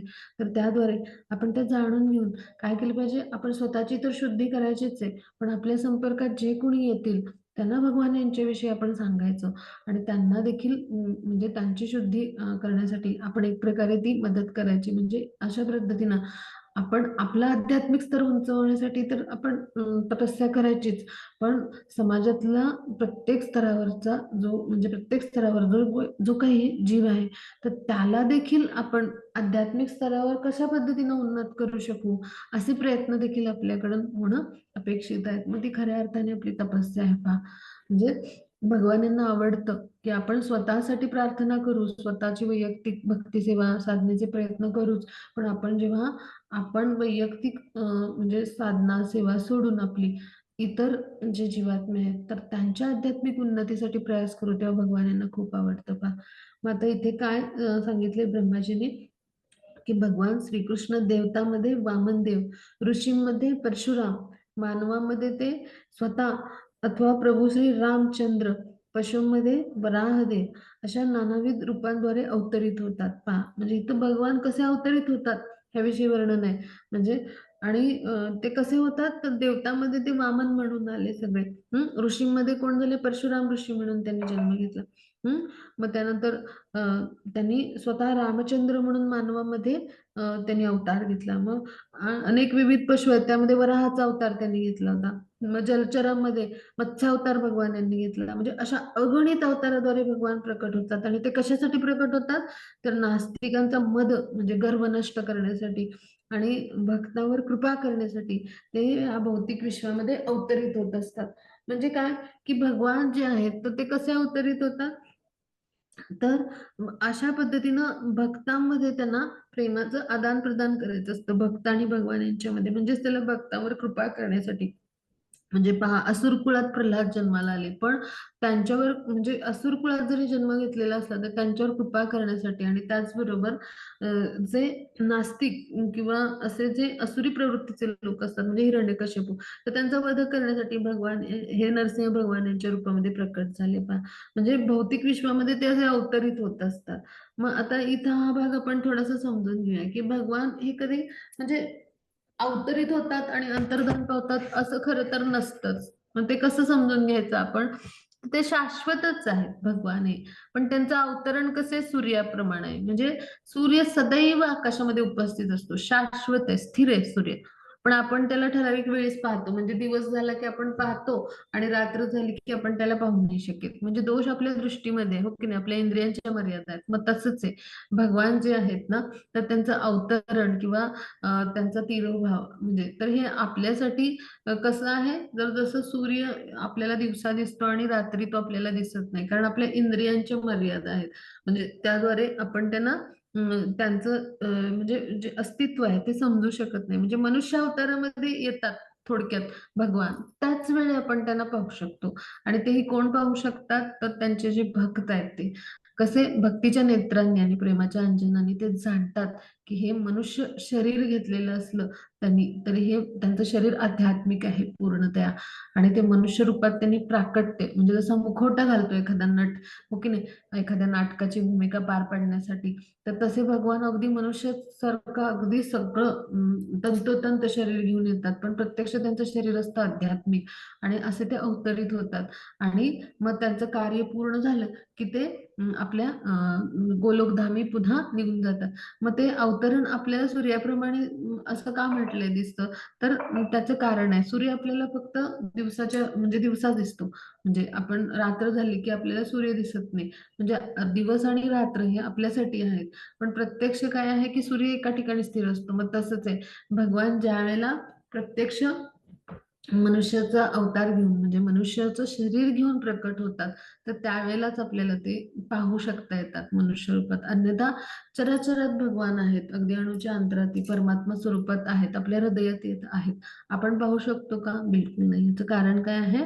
तर आपली बद्धता आणि आपल्या इंद्रियांची अपूर्णता. मग आता पुढे जाऊ आपण. हा माताजी.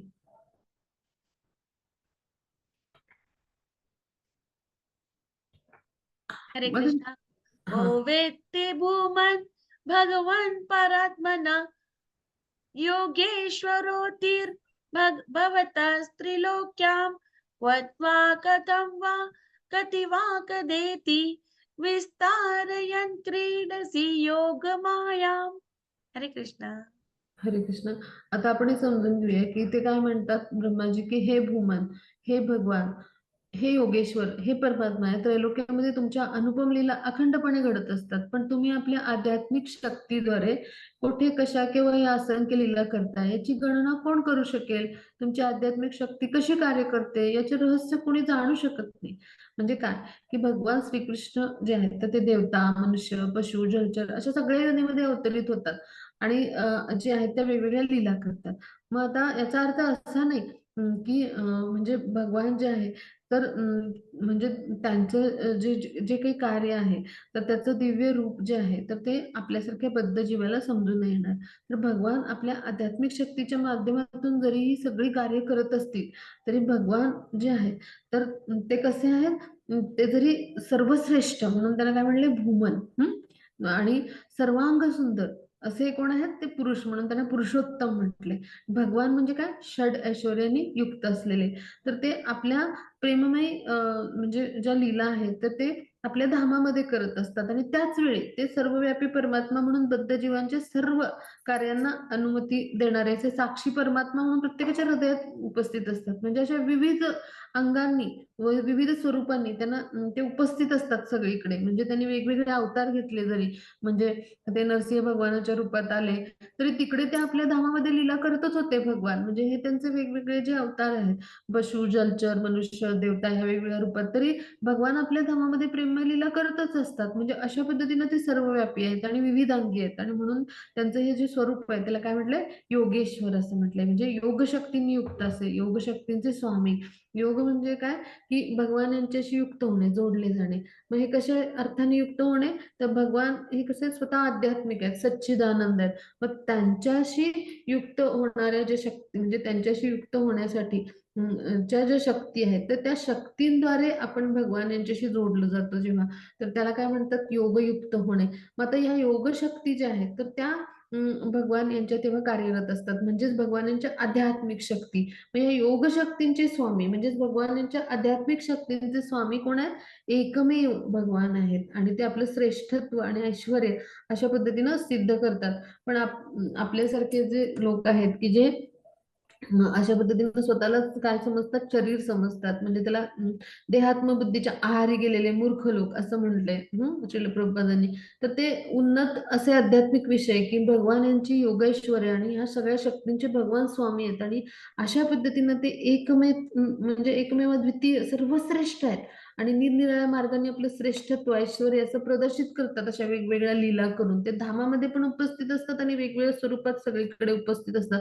म्हणजे जिथे जिथे ते लीला करतात ज्या अवतारामध्ये तिथे पण असतात, आणि त्याचबरोबर परमात्मा म्हणून सगळीकडे पण उपस्थित असतात ते. आणि म्हणून असे जे भगवान आहेत असं त्यांचं जे म्हणजे सर्वश्रेष्ठ स्वरूप आहे, तर ते म्हणजे अत्यंत उन्नत आध्यात्मिक हे विषय आहेत सगळे भगवान यांच्या विषयी. मग आपल्यासारखे तुच्छ देहात्मबुद्धीच्या आहारी गेलेले म्हणजे आपल्यासारख्या मूर्ख लोकांना हे कसं समजेल? आणि नास्तिकवादी वैज्ञानिक आहेत त्यांना तर कसं समजेल की आपण बद्ध जीव आहोत? ते तर स्वतःलाच अतिशहाणे समजतात आणि मूर्खपणामुळे काय करतात, भौतिक भ्रमावरच दृढ राहतात, विश्वास ठेवतात आणि म्हणून असे जे असतात तर ते त्रिगुणांच्या अधीन असल्यामुळे अशा भ्रमामध्ये असतात. आणि म्हणून भगवान यांच्या विषयीच्या ज्ञानापासून ते दूर राहतात. म्हणजे अशा पद्धतीने ते त्रिगुणांच्या अधीनच असतात एक प्रकारे. आणि म्हणून त्यांना हा भ्रम झालेला असतो आणि म्हणून भगवान यांच्यावर ते विश्वास ठेवत नाहीत आणि म्हणून ते भगवान यांच्याविषयीचं हे खरं ज्ञान आहे, कशी निर्मिती झाली आपली आणि आपण कोण आहोत, हे सगळं जे ज्ञान आहे ना आपण जे घेत आहोत, ह्या सगळ्या ज्ञानापासून सुद्धा ते दूर जातात. म्हणजे कसं घडतं इथे प्रत्येक जीवात्म्याचं देहात्म बुद्धीच्या आहारी गेलेल्या, तर हे थोडक्यात इथे वर्णन ब्रह्माजींनी केले पहा. मग हीच वास्तविकता आहे, हीच वस्तुस्थिती आहे आपल्यासारख्या बद्ध जीवांची. आणि अशाही परिस्थितीमध्ये आपण इस्कॉन सारख्या संघटनेच्या संपर्कात आलो पहा आणि श्रील प्रभुपादांच्या माध्यमातून आपण आपली वास्तविक स्वरूप स्थिती जाणली. मग ही सुद्धा भगवानांची कृपा आहे आणि त्याद्वारे आपण भगवान यांच्या जवळ जायचा प्रयत्न करतोय पहा. पण प्रत्यक्षात काय असतं, तर अशा भौतिक भ्रमामुळे आणि देहात्मबुद्धीच्या आहारी जाऊन काय होतं, त्रिगुणांच्या आपण अधीन असतो म्हणून भगवान यांच्यापासून दूर जातो पहा. मग अशीच होती ना वस्तुस्थिती, पण आपल्यावर केवढी मोठी कृपा झाली पहा भगवान यांची श्रील प्रभुपादांच्या माध्यमातून. आणि म्हणून आपण काय केलं पाहिजे, भगवानांना शरण गेलं पाहिजे आणि त्यांची सेवा करायचा प्रयास केला पाहिजे. आता पुढे जाऊ आपण. तस्मादिदं जगदशेषं सत्स्वरूपं स्वप्नाभद्मस्तं दिशिणां पुरदुःखदुःखं त्वयैव नित्य सुखबोधतना वदन्ति मायादुद्यदपि यत् यत् सदैव भाति भाति. हरे कृष्ण होते खूप छान. हरी बोल. खूप सुंदर वाचला श्लोक. खूप खूप धन्यवाद. तर ते इथे आपण समजून घेऊया की म्हणून हे अखिल विश्व स्वप्नाप्रमाणे स्वरूपता असत्य असूनही सत्य भासते आणि मनुष्याची चेतना आच्छादित करून त्याच्यावर वारंवार दुःखाचं आक्रमण करवते. तुमच्यापासून उगम पावणाऱ्या मायाशक्तीद्वारे हे जग निर्माण झालेले असल्यामुळे ते सत्य भासतं.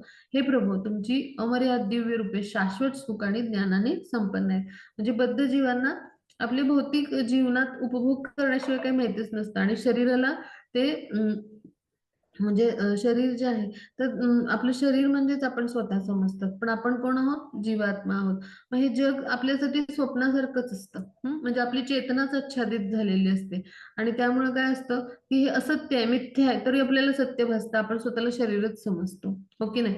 आणि मग शरीर समजतो आणि त्यामुळे काय होतं की आपण इंद्रिय तृप्ती करतो. मग चेतना आच्छादित असल्यामुळे वारंवार दुःखाचं आक्रमण करवते. म्हणजे काय मायाशक्ती जी आहे ती आपल्याला अशा पद्धतीनं दंडित करत असते आणि मग या शक्तीद्वारे निर्माण झालेलं हे जग आहे ते सत्य भासतं आपल्याला आणि त्यामुळे काय होतं की आपण वेगवेगळ्या पद्धतीने इथे इंद्रिय तृप्ती करत असतो आणि ह्या भ्रमात राहतो की मी म्हणजे शरीर आहे. हो की नाही? म्हणजे भौतिक जगाकडे आपण उपभोगाचा विषय किंवा निवासाचं शाश्वत स्थान म्हणून पाहतो. मग ते किती म्हणजे ते किती आपलं म्हणजे असं जे पाहण्याचा दृष्टिकोन आहे तर तो किती भ्रामक आहे पहा. म्हणजे एखादं स्वप्नच आहे अशा म्हणजे असंच आहे ते. पण आपल्याला ते लक्षातच येत नाही. म्हणजे पहा, वाळवंटामध्ये पाणी असतं, हो की नाही? मग जिथं खरं पाणी आहे, तर तिथं म्हणजे जे पाणी आहे खऱ्या अर्थाने, म्हणजे जे अस्तित्व पाण्याचं असेल एखादं, तरी वाळवंटातील मृगजळ निरर्थक असतं. म्हणजे काय, जिथं पाणी आहे, तिथं पाण्याचं अस्तित्व आपण जाणतो. पण जर पाण्यात समान भासलं, तर ते पाणी असतं का वाळवंटामध्ये? तर बिलकुल नाही. ते मृगजळ असतं, आपण जाणतो. मग मृगजळ हे निरर्थक आहे. त्याच्या पाठी धावण्यात तर म्हणजे अर्थ आहे का काही? तर तसंच आहे. आपण ह्या ब्रह्मांडामध्ये आपल्याला इथे येऊन घर, सुख सगळं म्हणजे अशा पद्धतीचं सगळं भौतिक जीवन मिळतं. म्हणजे वेगवेगळं मुलं-बाळं, आपतेष्ट सगळं मिळतं. मग हे जे आहे ते खरं तर म्हणजे एक प्रकारचं अर्थहीन स्वप्नच आहे. म्हणजे ह्या स्वप्नामध्येच आपण राहतो आणि दुःख भोगत राहतो वेगवेगळी. म्हणजे हे भौतिक जीवन म्हणजे आपल्यासाठीचं एक अर्थहीन स्वप्नच आहे. म्हणजे ह्या सगळ्याबद्दल जे आहेत म्हणजे हे स्वप्नवत कसं आहे, तर ह्या सगळ्याबद्दल मध्वाचार्य काय म्हणतात पहा, की सत्य ही एवे एवेदम विश्वम असृजत, म्हणजे भगवान यांनी निर्माण केलेलं हे विश्व सत्य आहे. म्हणजे हे सत्य विश्व का आहे तर जे मूळ ब्रह्मांडातला आध्यात्मिक जगत आहे त्याची ही प्रतिकृती आहे. त्यामुळे ती प्रतिकृती असल्यामुळे ती सत्य आहे. सत्य जरी असली तरी म्हणजे ती सत्य जरी असली तरी तिथं जे काही आहे म्हणजे जे काही आपण म्हणजे जीवन उपभोगतोय म्हणजे भौतिक जीवन उपभोगतोय तर ते कसं आहे तर ते शाश्वत नाहीये. म्हणजे प्रतिकृती किंवा प्रतिबिंब जे असतं तर ते कसं आहे तर ते व्यर्थ आहे. म्हणजे जसं उन्हाळ्यानंतर पावसाळा येतो, पावसाळ्यानंतर हिवाळा येतो, म्हणजे हिवाळा येतो, तर हे सगळं जे आहे तर हे ऋतुचक्राप्रमाणे जी भौतिक प्रकृती आहे ना ते ही निर्माण होत असते आणि नष्ट होत असते. म्हणजे काय की हे चक्र असं सतत सुरूच राहत असतं. मग हे कसं समजून घ्यायचं तर पहा, पावसाळ्यामध्ये मेघ दिसतात आपल्याला आकाशामध्ये, मग पावसाळा संपल्यानंतर ते निघून जातात, हो की नाही, पुढच्या पावसाळ्यात येतात. मग अशा पद्धतीने ते शाश्वत पण आहे, पण ते कसं आहे प्रकट आणि अप्रकट होत असतं. मग अशा पद्धतीचं हे भौतिक सृष्टी आहे, भौतिक विश्व आहे, म्हणजे ते सत्य पण आहे. पण इथे आपण जे ज्या पद्धतीनं जीवात्मा म्हणून त्याचा उपभोगाचा विषय म्हणून त्याच्याकडे पाहतोय तर किंवा निवासाचं शाश्वत स्थान म्हणून पाहतोय, तर हे पाहणं व्यर्थ आहे आणि आपल्याला तेच सत्य वाटतं. म्हणजे आणि ते कशामुळे निर्माण झालं तर भगवान यांच्या मायाशक्तीद्वारे, आणि त्यामुळे आपण भ्रमित होतो आणि भगवान यांचं शाश्वत सुख आहे आणि जे ज्ञान आहे तर त्यापासून वंचित राहतो. म्हणजे खऱ्या अर्थाने आपण भगवान यांना जाणणं आणि भगवान हे आपले स्वामी आहेत हे जाणणं आणि त्यांची भक्तिमय प्रेममय सेवा करणं हे आपलं कर्तव्य आहे किंवा हा आपला धर्म आहे हे जाणणं हे खरंच ज्ञान आहे. पण मायेनं काय होतं आपल्या ज्ञानाचंच अपहरण होतं आणि त्यामुळे भगवान यांचं स्वरूप आपण समजूच शकत नाही आणि श्रीकृष्ण यांना आपले परमपिता म्हणून आपण जाणूच शकत नाही आणि आपण श्रीकृष्णांच्या सेवेसाठीच ह्या आपल्या जीवनाचं सार्थक केलं पाहिजे, तर हे आपण समजू शकत नाही. पण जेव्हा आपण भगवान यांना स्वतःचं निवासस्थान मानतो किंवा प्रेमाचा विषय मानतो आणि तेव्हा भगवान यांची सेवा करण्यासाठी आपल्याला हे भौतिक जगत दिलं गेलंय आणि तिथं या सगळ्या सुविधा प्रदान केल्यात. असं जेव्हा एखाद्या मनुष्याला समजतो, तेव्हा काय होतं, तो कुठल्याही जगात, मग भौतिक जगात असो किंवा आध्यात्मिक जगात असो, कुठेही गेला तरी तो मग अमरत्व प्राप्त करतो. म्हणजेच काय, भगवान यांच्या कृपा प्राप्त करतो तो आणि त्या कृपेद्वारे तो कुठल्याही जगात असो मग भगवान यांच्या दिव्य सेवेमध्ये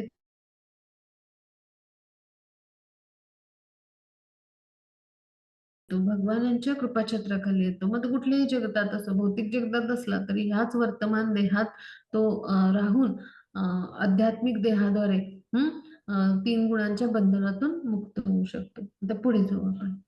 हां, माताजी पुढची स्लाईड. एकस्त्वमात्मा पुरुषः पुराणः सत्यः स्वयं ज्योतिरनन्त आद्यः नित्य नित्योऽक्षरोऽजस्रसुखो निरञ्जनः पूर्णाद्वयो मुक्त उपादितो मृतः. हरे कृष्णा. हरे कृष्ण. खूप खूप धन्यवाद माताजी, खूप छान पठण केलं. तर आता आपण समजून घेऊया की इथे काय म्हणतात ब्रह्माजी की तुम्ही एकमेव परमात्मा, आदिपुरुष, परम सत्य, स्वयंप्रकाशित, अनंत, आद्य आहात. तुम्ही शाश्वत, अविनाशी, परिपूर्ण, भौतिक उपाधींपासून मुक्त, प्रतिस्पर्धा विरहित आहात. तुमचे सुख कधीच खंडित होत नाही. तसेच तुम्ही या भौतिक जगतातील विकारांशी सुद्धा म्हणजे तुमचा संबंध नाही. खरोखर तुम्ही अमरत्वाचे अविनाशी अमृत आहात. आता भगवान श्रीकृष्ण आणि आपल्यामध्ये काय फरक आहे पहा. त्यांचं शरीर कसं दिव्य आहे, सच्चिदानंद, पूर्णतः आध्यात्मिक, आत्मतृप्त भगवान आहेत. तर ते सगळ्या विकारांपासून त्यामुळे मुक्त आहेत. आपल्या भौतिक शरीरामध्ये हे विकार आहेत. मग आता भौतिक शरीरांमध्ये कसं असतं आपल्या तर जन्म, वृद्धी, पालन, प्रजनन किंवा क्षय, विनाश या सगळ्या स्थित्यंतरातून आपलं भौतिक शरीर जात असतं. म्हणजे ह्या सगळ्या वेगवेगळ्या शरीराला अवस्था आहेत, हो की नाही? आत्म्याला कुठल्या अवस्था नसतात ह्या. आत्मा कसा आहे तर तो अजन्म आहे आणि आत्मा जो आहे तो भगवान यांचा अंश आहे आपला. मग भगवान श्रीकृष्ण मूळ सत्य आहेत. मग त्यांचा जन्म काही भौतिक नाही म्हणून त्यांना आद्य म्हटलं गेलंय पहा या श्लोकामध्ये. इथं आद्य शब्द आले पहा. पुराण पुरुष त्या एका श्लोकामध्ये भगवान यांचे सगळे गुण इथं व्यक्त झालेत पहा. हा, मग आता ते कसं आहेत की इथे आता आपण समजून घेऊया की ते आद्य आहेत म्हणजे पूर्वीपासूनच उपस्थित आहेत. मग आता आपण भौतिक जगामध्ये काय म्हणतो की विशिष्ट भौतिक संयुग एकत्र आली आणि म्हणून म्हणून भौतिक शरीर निर्माण झालं आणि म्हणून आपला भौतिकतेमध्ये जन्म झाला, अशा पद्धतीचा इकडे समज करून देण्यात आलाय आपल्याला, असं सांगण्यात येतं आपल्याला. अशा पद्धतीनं सांगितलं जातं, पण हे सत्य नाही आहे. आपण भगवान यांच्यापासून निर्माण झालो आहोत पहा.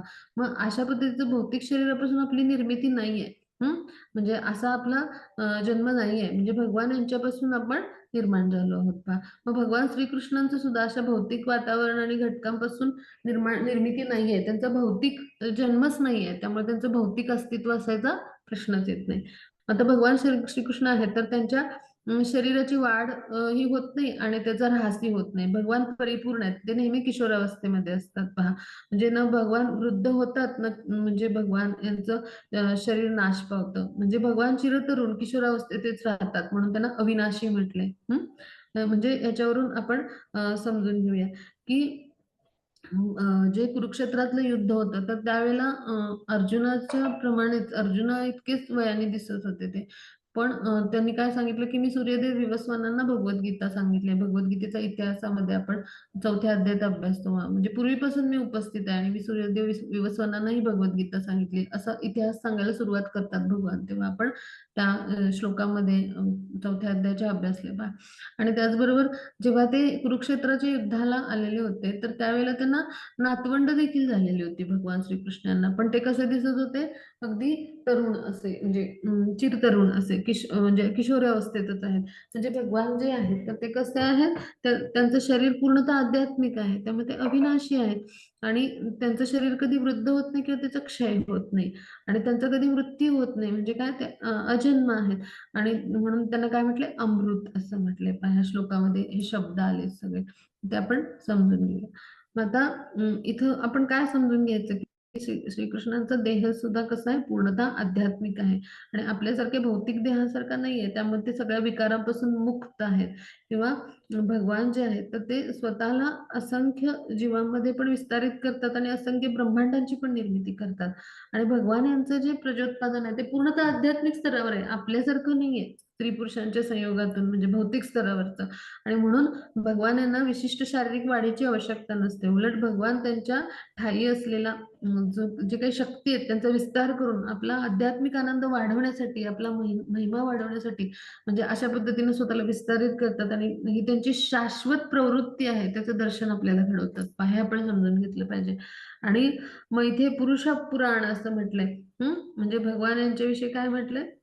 तर पुरुष पुराण अशा श्लोकामध्ये शब्द आले, म्हणजे भगवानच आदी पुरुष आहेत, पुराण पुरुष आहेत, म्हणजे आधीपासून अस्तित्वात आहेत. म्हणजे श्रुती मंत्रामध्ये असं म्हटलंय की पूर्वमेवाहम इहा समम, म्हणजे काय? की एकमेव मीच प्रारंभी अस्तित्वात होतो असं भगवान सांगतात. म्हणजे आद्य भोक्ता, आद्य पुरुष, जे स्वतःला परमात्मा म्हणून सगळ्या प्राणीमित्रांच्या ठिकाणी स्वतःचं अस्तित्व जपतात असे भगवान जे आहेत तर ते स्वतः आद्य पुरुष, पुराण पुरुष श्रीकृष्ण आहेत पहा. किंवा गोपाल तापणी उपनिषदामध्ये काय म्हटलं? ये साक्षात परमब्रह्मेति गोविंदम, म्हणजे काय? की गोविंदेव हेच परमसत्य भगवान आहेत. त्यांचं शरीर शाश्वत ज्ञानमय तथा आनंदमय, म्हणजे कसं? की सच्चित आनंद, शाश्वत ज्ञानमय आनंदमय आहे आणि ते वृंदावनातील कल्पवृक्षांच्या शिथिल छायेखाली स्थित आहेत. म्हणजे भगवान जे आहेत ते वृंदावनामध्ये येऊन लीला करतात. तर ह्याचं वर्णन गोपाल तापणी उपनिषदामध्ये दिले पहा आणि त्याद्वारे आपल्याला हे सत्य समजतं पहा. म्हणजे वैदिक शास्त्रामध्ये भगवान श्रीकृष्णाचं सर्वश्रेष्ठ श्रेष्ठत्व सगळीकडे मांडण्यात आले आणि तेच हे सर्वश्रेष्ठत्व ब्रह्माजींनी सुद्धा मान्य केले पहा आणि ते या श्लोकातून आपण समजून घेतलं. आता पुढे जाऊ आपण. म्हणजे जिथे तिथे वेदांमध्ये आणि म्हणजे श्रुती मंत्र आहेत वेगवेगळे, किंवा उपनिषद आहेत, तिथे तिथे भगवान यांचं सर्वश्रेष्ठत्व वेगवेगळ्या जे आहेत दाखल्यांद्वारे मांडण्याचा प्रयत्न केला गेलाय. म्हणजे ती सत्यता आहे, वास्तविकता आहे, हे आपल्यासारख्या बद्ध जीवांना त्यातून समजू येतं पहा आणि ते ब्रह्माजींनी इथं प्रस्तुत केलंय. आता पुढे जाऊ आपण. हरे कृष्ण. एवं विधं त्वां सकलात्मनामपि स्वात्मानमात्मात्मया तया विचक्षते गुर्वर्कलब्धो पनिषत्सु चक्षुषा ये ते तरन्तीव भवान् नृतां बुद्धिं. हरे कृष्ण. हरे कृष्ण. खूप खूप धन्यवाद माताजी, खूप छान असला श्लोक. हरी बोल. तर आता आपण समजून घेऊया की सूर्यासमान तेजस्वी आध्यात्मिक गुरूंकडून निर्मळ ज्ञानदृष्टी प्राप्त केलेल्या लोकांना तुमचे याप्रमाणे दर्शन घडते. तुम्ही सर्व आत्म्यांचेही आत्मा आणि प्रत्येकाच्या आत्म्याचे परमात्मा आहात. अशा प्रकारे तुमचे मूळ पुरुष स्वरूप जाणून घेतलेले असे उपासक भ्रामक भौतिक अस्तित्वाचा सागर पार करून जाण्यास समर्थ होतात. म्हणजे काय की सूर्यासारखे तेजस्वी असे आध्यात्मिक गुरु म्हणजे जे आहेत, तर त्यांच्याकडून निर्मळ ज्ञानदृष्टी म्हणजे काय की चक्षुज्ञान आपण म्हणू किंवा आध्यात्मिक चक्षु मिळाल्यामुळं आपण गुरुवंदनेमध्ये म्हणतो ना चक्षुदान दिले असं जे उल्लेख येतो पहा. तर असं आध्यात्मिक चक्षु प्रमाणित आध्यात्मिक गुरु आणि त्यांच्याकडून ज्ञान प्राप्त केल्यामुळं आपण श्रीकृष्णांना अशा पद्धतीनं पाहू शकतो की जे सगळ्या आत्म्यांचेही आत्मा आहेत आणि प्रत्येकाच्या आत्म्यामध्ये कोण आहेत ते परमात्मा म्हणून प्रत्येकामध्ये उपस्थित आहेत. म्हणजे प्रत्येक आत्म्याचे परमात्मा आहेत आणि तुमचं मूळ पुरुष स्वरूप म्हणजे भगवान हे कसे आहेत तर जे आद्य पुरुष आहेत, पुराण पुरुष आहेत, हे जाणून घेतलेले जे असे उपासक असतात, जे आपल्यासारखे जे भक्तीचे प्रयास करणारे उपासक आहेत, तर ते भ्रामक भौतिक अस्तित्वाचा सागर पार करून जाण्यास समर्थ होतात. म्हणजे असे जे उपासक आहेत ते आपल्या भक्तिमय प्रेममय सेवेद्वारे गुरूंनी दिलेल्या ज्ञाना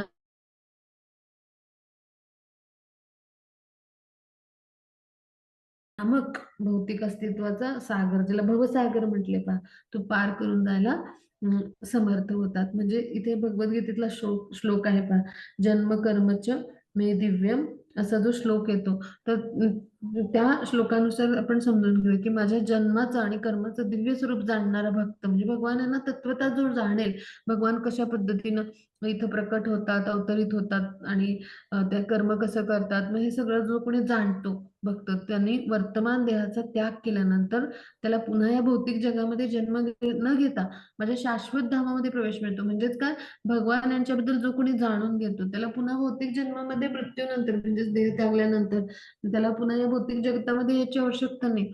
तर तो ह्या भगवान यांच्या अशा आध्यात्मिक शाश्वत धामामध्ये म्हणजेच भगवत धामामध्ये प्रवेश करतो. म्हणजे केवढा म्हणजे लाभ आहे पहा. म्हणजे आपण आता सगळेजण जाणण्याचा भगवान यांना प्रयत्न करतो आहोत. त्यामुळे आपण काय म्हणजे आपल्यासाठी ही खूप छान अशी संधी आहे की आपल्याला भगवत धामाची प्राप्ती होऊ शकेल पहा. म्हणजे काय की असा जो उपासक आहे की जो भक्तिमय प्रेममय सेवेचे प्रयत्न करतो, भगवान यांना जाणण्याचे प्रयत्न करतो, निश्चितच त्याला भगवत धामामध्ये स्थान मिळतं आणि ते अशा भ्रामक भौतिक जगामध्ये असं अस्तित्व आहे त्यात अडकून नाही पडत, तर तो हा भवसागर पार करून जायला समर्थ होतात.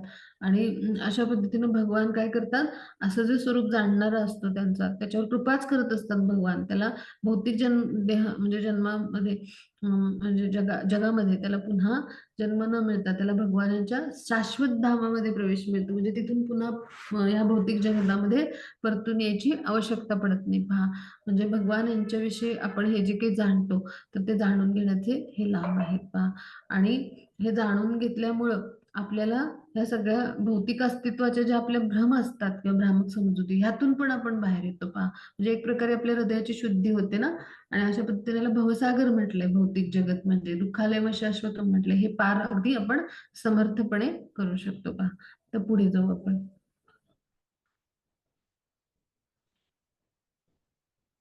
हा त्याची पुढचं 25वा श्लोक आहे. हो, एक मिनिट.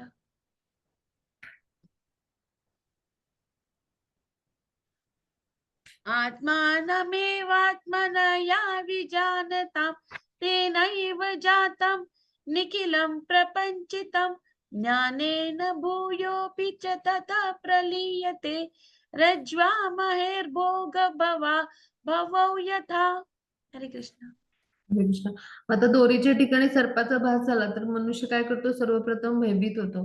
पण ती दोरी म्हणजे सर्प नव्हे, ती वस्तुस्थिती जाणताच तो भयमुक्त होतो. त्याचप्रमाणे तुम्हाला सर्व आत्म्यांचेही परमात्मा या रूपाने जाणण्यात अपयशी होणारा मनुष्य विशाल आणि माईक अशा भौतिक जगतामध्ये बद्ध होतो आणि तुमच्या विषयीचे सत्य ज्ञान प्राप्त होत असतो, तत्काळ भौतिक जगतातून मुक्त होतो. म्हणजे पहा हा, पाण्यामध्ये बुडलेल्या माणसाला सगळीकडे पाणीच दिसतं आणि तसं आहे ते.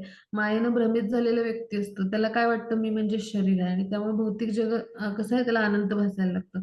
मग अशा पद्धतीने तो मायेच्या सागरामध्ये बुडून गेलेला असतो. मग असे जे लोक असतात त्यांना काय वाटतं, भौतिक प्रकृती म्हणजे अनंत आहे आणि त्यामध्ये ते स्वतः बुडून जातात. म्हणजे भगवान यांचीच ती लीला असते की अशा पद्धतीने त्यांना त्या प्रतिकूलतेतच ते ठेवतात, आपल्या ज्ञानापासून दूर ठेवतात. म्हणजे त्यांना अज्ञानामध्ये ते असे बुडवूनच ठेवलेलं असतं भगवानांनी त्यांना एक प्रकारे. पण प्रत्येक वस्तू आणि प्राण्यांचा जन्म आणि मृत्यू या जगामध्ये जो होत असतो, तर म्हणजे तर त्यामुळं आपण बंधनात पडत असतो. पुन्हा पुन्हा या जन्म मृत्यूच्या चक्रामध्ये येत असतो. मग हाच आपल्यासाठी भयकारी अनुभव आहे. म्हणजे ह्या जन्मात आपण जे कर्म करतो ते पुढच्या जन्माची आपली तयारी असते. मग म्हणजे आपल्याला काय होतं, की अशा अंधकार जिथे आहे, म्हणजे पहा हां, ह्याला अंधकार असलेलं जग का म्हटलंय, तर आपण समजून घेऊ, की आध्यात्मिक जो वृक्ष आहे, मूळ वृक्ष, त्याची ही सावली आहे, हे भौतिक जगत म्हणजे. तर आता जी सावली असते ती कशी असते, छाया कशी असते, काळ्या रंगाची असते, अंधकार असलेली, हो की नाही? मग अशा अंधकार असलेल्या ठिकाणी म्हणजे त्याला बाहेरून कुणीतरी प्रकाश द्यावा लागेल, म्हणजे है ना? मग असं अंधाऱ्या बंदिस्त, मग तसं म्हणजे भौतिक प्रकृती आहे. तिथे सूर्याकडून प्रकाश द्यावा लागतो. सूर्याला प्रकाश कुणाकडून मिळतो? भगवानांच्या ब्रह्मज्योतीपासून. म्हणजे भगवान यांच्याकडूनच तो जो आहे प्रकाश यावा लागतो. मग तसंच अंधकारमय जीवन आहे आपलं, जे असं जे आहे. कुठलंही शरीर मिळो आपल्याला, कुठलीही योनी मिळो. मग इथे आपण आणि मग मनुष्याचं शरीर मिळालं तर कसं आहे, की आपण या अंधकारमय जीवनात बंदिस्त झाल्यासारखे आहोत. म्हणजे एखाद्या अंधार कोठडीमध्ये बंदिस्त असल्यासारखं आपलं भौतिक प्रकृतीमधलं जीवन आहे. आपण अज्ञानरूपी अंधकाराने आच्छादितच असतो. म्हणजे आपल्याला सदैव आपण शरीर समजतो आणि ह्या अज्ञानामध्येच आपण इंद्रिय तृप्ती करत राहतो आणि पुन्हा पुन्हा जन्ममृत्यूच्या फेऱ्यात येतो. म्हणजे अज्ञानाच्या अंधकाराने आच्छादित राहिल्यामुळं आपल्याला म्हणजे ह्या सगळ्या चिंता असतात पहा, म्हणजे वेगवेगळ्या भयांनी आपण ग्रासलेले असतो. म्हणजे भौतिक प्रकृतीमध्ये अशा पद्धतीचं जीवन आहे आपलं सगळं. क्षणोक्षणी इथं काय आहे, तर क्षणोक्षणी इथे सगळे जे आहेत, तर ते अडथळे आहेत, दुःख आहेत आणि क्षणोक्षणी काय आहेत, संकट आहेत आणि सतत भय आहे आपल्याला. शाश्वतता ती कुठलीच नाही आहे पहा, हो की नाही? मग अशा पद्धतीनं चिंतांनी आणि भयाने आपण ग्रासलेले राहतो. पण भौतिक प्रकृती म्हणजे काही अंतिम सत्य नाहीये. हे जेव्हा आपल्याला कळतं, आणि ज्यावेळेला ह्या म्हणजे ह्या विषयीचं आपण ज्ञान घेतो, तेव्हा आपल्याला जेव्हा समजतं, की आपण शरीर नसून आत्मा आहोत आणि भगवान यांचे अंश आहोत, त्यावेळेला आपलं भय नाहीसं होतं, हो की नाही? म्हणजे मनुष्य ज्या क्षणी कृष्ण भावनेच्या म्हणजे निर्मळ प्रकाशाकडे पाहतो, तेव्हा त्याच्या जीवनातला अंधकार निघून जातो.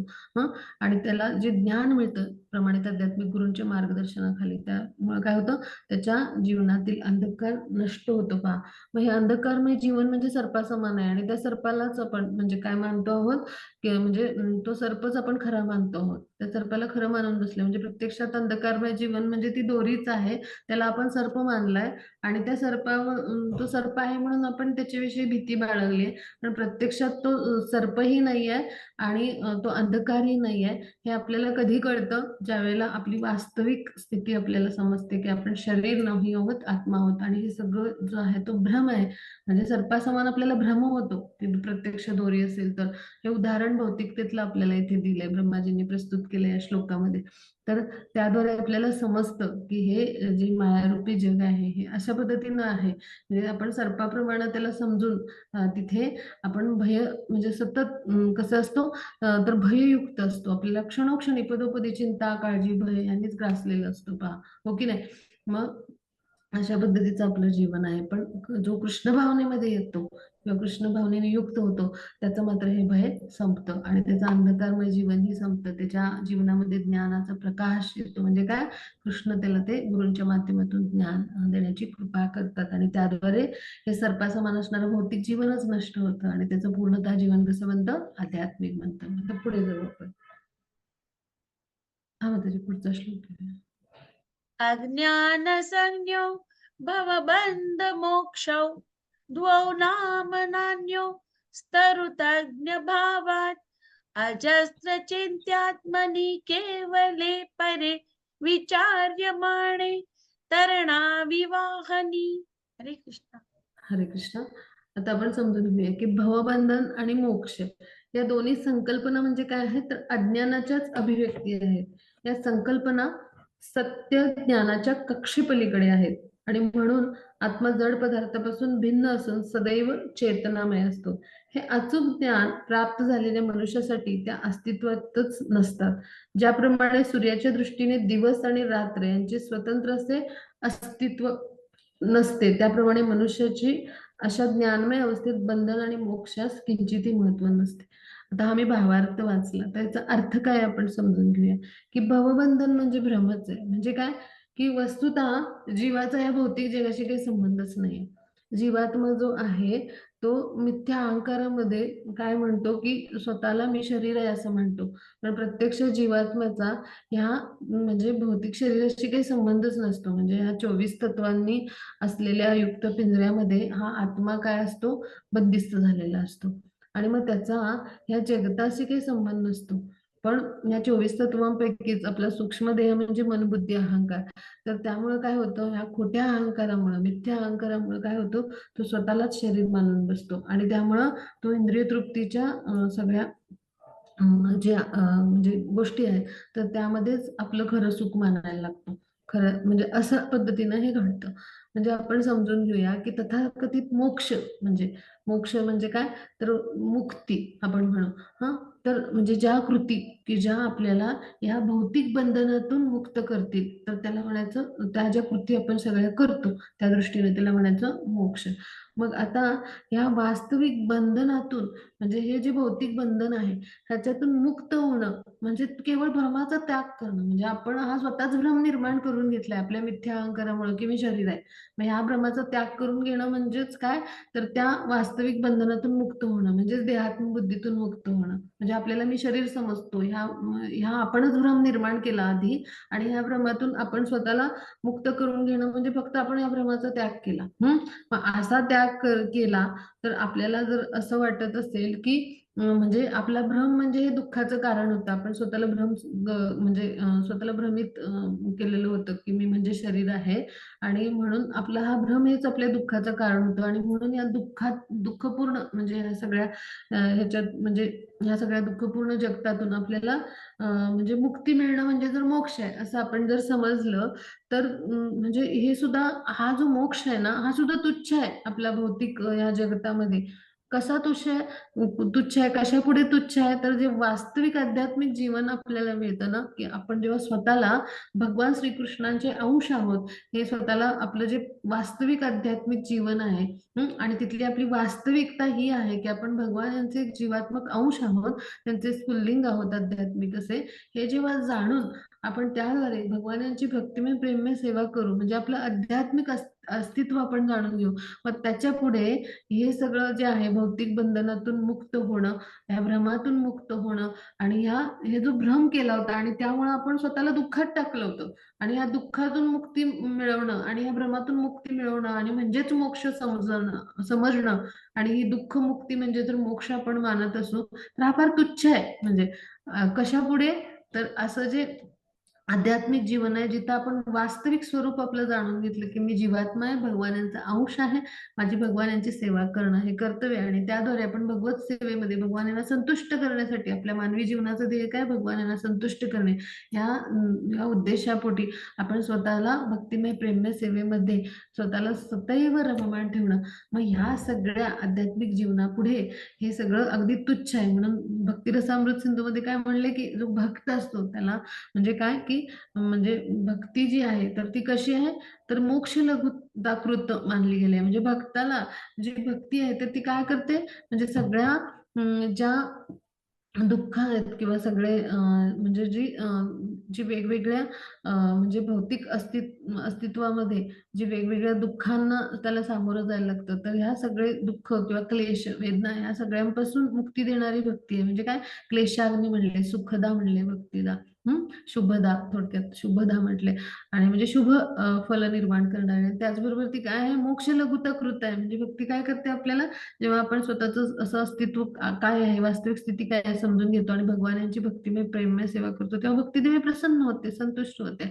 तर ती भक्ती आपल्याला मोक्ष लघुता कृत म्हणजे म्हणजे असं म्हटलं म्हणजे, तर भक्तिदेवी काय करते, म्हणजे ती आपल्याला मोक्षला सुद्धा म्हणजे तो मोक्ष सुद्धा तुच्छ समजायला लावेल अशा पद्धतीची भक्ती आपल्याला दिव्य स्तरावर घेऊन जाणारी असते. म्हणजे काय, की अशा पद्धतीचं आपली आध्यात्मिक अस्तित्वाची ओळख आणि त्याद्वारे आपण स्वतःला म्हणजे आपला जो धर्म आहे, स्वतःचा भगवानांची सेवा करणं हा समजून घेऊन आपण जेव्हा सेवा करायला लागतो तेव्हा त्यातला आनंद, त्यातली संतुष्टी आणि भगवानांना संतुष्ट करण्यामधला आनंद तो इतका अद्वितीय आहे, की त्याच्यापुढे हे सगळं मोक्ष सुद्धा म्हणजे हा सुद्धा कसा आहे तर तुच्छ आहे पहा. मग हे जेव्हा आपल्याला समजतं ना आणि त्याचबरोबर आपलं आध्यात्मिक जीवन कसं आहे शाश्वत आहे. आपण आत्मस्तरावर जे कार्य करतो ते शाश्वत आहे. आपला देह कसा आहे नश्वर आहे. मग हे जेव्हा आपल्याला समजतं किंवा भौतिक जीवन म्हणजे काय आहे नकारात्मक भ्रम आहे. म्हणजे तिथे आपल्याला फक्त आपण भ्रमातच राहतो किंवा आपल्याला तो एक प्रकारचा नकारात्मक भ्रमालाच सामोरं जायला लागतं पहा. म्हणजे प्रत्येक जीवासाठी कृष्ण भावना कशी अपेक्षित आहे आणि कृष्ण भावनेमध्ये दृढ होऊन म्हणजे भक्तिमय प्रेममय सेवेद्वारे आपण भगवत प्रेमामध्ये जर आपण स्थित झालो तर तोच एकमेव आपल्यासाठी चिरस्थायी मार्ग आहे की ज्याद्वारे आपण भगवत धामी जाऊ पहा. म्हणजे हे ह्याच्यातून आपल्याला समजलं पहा. म्हणजे जो आपण मोक्ष म्हणतो म्हणजे ते काय आहे? त्या भ्रमातून फक्त मुक्त होणं म्हणजे त्या भ्रमाला त्यागणं आहे आणि अशा दुःखपूर्ण जीवनाला त्यागणं आणि ह्याला जर आपण मुक्ती म्हणतो तर तो तुच्छ आहे ह्या भावनेपुढे, की जी भावना आपल्याला वास्तविक स्वरूपाची जाणीव करून देते आणि आपलं वास्तविक स्वरूप काय आहे? तर आपण भगवानांचे जीवात्मक अंश आहोत आणि भगवानांची सेवा करणं आपला धर्म आहे आणि त्या सेवेद्वारे आपण भगवत धामाची प्राप्ती करू शकतो. मग हे जेव्हा एखाद्याला आपली आध्यात्मिक स्वरूप स्थिती समजते आणि त्याद्वारे कृष्ण भावनेच्या म्हणजे विकासामुळं म्हणजे आपण आत्मस्तरावर ही वेगवेगळी जी कार्य करतो त्याद्वारे आपण शुद्ध भगवत प्रेमाची जेव्हा प्राप्ती करू तर त्यावेळेलाच आपल्याला भगवत धामाची म्हणजे चिरस्थायी धाम आपल्याला मिळेल. मग हे सगळं समजून घेणं म्हणजेच आपलं आध्यात्मिक जीवन जे आहे किंवा आध्यात्मिक जीवनाचं जी प्राप्ती आपण करणं आहे म्हणजे किंवा त्याचे प्रयत्न आपण जे करतो तर त्याच्यापुढे महामोक्ष तुच्छच आहे पहा आणि हे सगळं ब्रह्माजी जाणतात आणि त्याच्यासाठी उपमा कशाची देतात सूर्याची. म्हणजे सूर्याच्या अनुपस्थितीमुळं रात्रीची निर्मिती म्हणजे जी आहे तर ती होत असल्यामुळे मनुष्य स्वतःला सूर्याच्या ठिकाणाचं म्हणजे ठिकाणीच रात्रीचा अनुभव त्याला काही होऊ शकत नाही हो की नाही. म्हणजे सूर्य अनुपस्थित आहे म्हणून रात्र आहे असं आपल्याला वाटतं आणि मग त्यामुळं सूर्याच्या ठिकाणी म्हणजे रात्रीचा अनुभव म्हणजे त्याला स्वतःला होत नाही. म्हणजे असं आपण समजतो म्हणजे व्यक्तिगत दिवस आणि रात्रीपासून म्हणजे स्वतंत्र अस्तित्व असल्याचाही अनुभव आपल्याला होत नाही. म्हणजे अशा पद्धतीचा आपल्याला सूर्य उगवतो आणि मावळतो ह्या क्रियेद्वारे आपल्याला ते अनुभूती आहे. तर त्या म्हणजे ज्या आहेत तर त्या म्हणजे त्याच्या म्हणजे सूर्याचं जे आपल्याला दिसणं आहे तर त्याद्वारे आपल्याला काय वाटतं की तो उपस्थित आहे. आणि सूर्य रात्रीच्या वेळी अनुपस्थित आहे असं आपल्याला वाटतं. म्हणजे तिथं सूर्याचा अनुभव आपल्याला होत नाही. मग व्यक्तिगत दिवस असेल तर रात्रीपासून तो स्वतंत्र नाहीये. असं आपल्याला म्हणजे ते अनुभव होऊ शकत नाहीये. म्हणजे हे सगळं जे आहे तर हे कशामुळे असतं तर आपल्या अपूर्ण इंद्रियामुळे असतं हे सगळं. मग हा जो भ्रम आहे ना तर हा जेव्हा दूर होतो म्हणजे या भ्रमाचा आपण जेव्हा त्याग करतो तर त्यावेळेला आपण शुद्ध व्हायला लागतो हळूहळू आणि आपली बद्धता जी आहे किंवा बद्ध जीवनातून आपण हळूहळू मुक्त जीवनाकडे वाटचाल करत असतो म्हणजे चेतनेच्या उन्नत स्तरावर उच्च स्तरावर आपण जात असतो पहा आणि म्हणून असा जो भक्त असतो मग हळूहळू शुद्ध होऊन भगवत धामाची प्राप्ती करण्यास पात्र होत असतो. आता पुढे जाऊ आपण. त्वामात्मानं परं मत्वा परमात्मानम् एव च आत्मा पुनर्बहिर्मृग्यः अहो ज्ञानता. हरे कृष्णा. हरे कृष्ण. आता इथे आपण समजून घेऊया की तुम्हाला भ्रमाची विभक्त अभिव्यक्ती मानणाऱ्या वस्तुतः आत्मा म्हणजे तुम्ही असूनही आत्म्यास भौतिक देह मानणाऱ्या अज्ञानी लोकांचा मूर्खपणा तरी पहा. अशा मूर्खांचा असा निष्कर्ष असतो की परमात्म्याचा शोध तुमच्या सर्वश्रेष्ठ व्यक्तिमत्वाव्यतिरिक्त अन्यत्र बाहेर कुठेतरी घेतला पाहिजे. आता भौतिक जगतामध्ये असे जे लोक असतात भगवान यांच्याविषयी वेगवेगळ्या त्यांच्या मिथ्या कल्पना असतात तर अशा लोकांचं वर्णन इथे आले पहा. तर भगवान श्रीकृष्णांचं सर्वश्रेष्ठ असं आध्यात्मिक शरीर आहे तर त्याला भौतिक मानणारे म्हणजे भगवान यांना सामान्य कुणीतरी मानणारे आपल्या म्हणजे असे बद्ध जीव असतात. मग त्यांचं ते घोर अज्ञान आहे म्हणजे आपल्यासारखे म्हणजे असे जे असतात आपल्यासारखे बद्ध जीव मग त्यांच्यामध्ये पण अल्पबुद्धी लोक भगवान यांना मनुष्य समजतात म्हणजे मनुष्यासारखं बद्ध शरीर आहे त्याला असं समजतात आणि त्यांना सामान्य मनुष्य समजतात. भगवद्गीतेमध्ये आपण श्लोक अभ्यासले, तर त्यांचं ते घोर अज्ञान आहे आणि ते पाहून ब्रह्मदेव काय होतात, आश्चर्यचकित होतात. म्हणजे त्यांना भगवानांच्या दिव्य रूपाचं ज्ञान नाही आणि त्यांना आणि त्यामुळे काय होतं, ते स्वतःच्या भौतिक शरीराला सुद्धा म्हणजे ते शरीरालाच आत्मा मानतात. आपलं भौतिक शरीर आहे त्यालाच आत्मा मानतात. म्हणजे आत्म्याचं वेगळं अस्तित्व आहे असं ते मान्यच नाही करत. आणि मग ते निष्कर्ष काय काढतात, की भगवान श्रीकृष्णांचं जे पुरुषोत्तम रूप आहे त्या व्यतिरिक्त अन्यत्र कुठेतरी आध्यात्मिक सत्य आहे आणि मग त्याचा ते शोध घेतात, संशोधन करतात. आणि कधी कधी असे मूर्ख लोक भगवान श्रीकृष्णांना साधारण म्हणजे जीव मानतात आणि त्यांच्यामध्ये साधारण म्हणजे जीव आहे तर त्यांचा एकत्रित समूह म्हणजे ते निराकार वगैरे आहेत. म्हणजे अशा पद्धतीने त्यांचं अस्तित्व निराकार आहे, भगवान म्हणजे प्रकाश आहे असं मानतात. पण ते प्रकाश किरण आले कुठून, तर त्यामागे काहीतरी स्त्रोत आहे ना, आणि तो स्त्रोत म्हणजे कोण आहेत, भगवान यांची दिव्य अंग कांती. मग हे त्यांना समजू येत नाही पहा. म्हणजे असे मनाने तर्क करतात असे जे लोक आहेत, तर त्यांना भगवान यांच्या म्हणजे यांचे जे भक्त असतात म्हणजे अधिकृत भक्त असतात की जे भगवान यांना वस्तुतः जाणतात, तर त्यांच्याकडून भगवान यांच्याविषयीचं ज्ञान घेण्यात किंवा त्यांच्याविषयी श्रवण करण्यात बिलकुल रस नसतो पहा. आणि ते वेगवेगळे असे अविवेकी भगवान यांच्याविषयीचे तर्कच काढतात आणि भरपूर परिश्रम करतात आणि गोंधळच वाढवतात आणि त्यांचं अज्ञान इतकं वाढतं की म्हणजे ते स्वतःला कोणीतरी संशोधन करणारा व्यक्ती असं मोठ्या स्तरावरचं समजतात बरं का.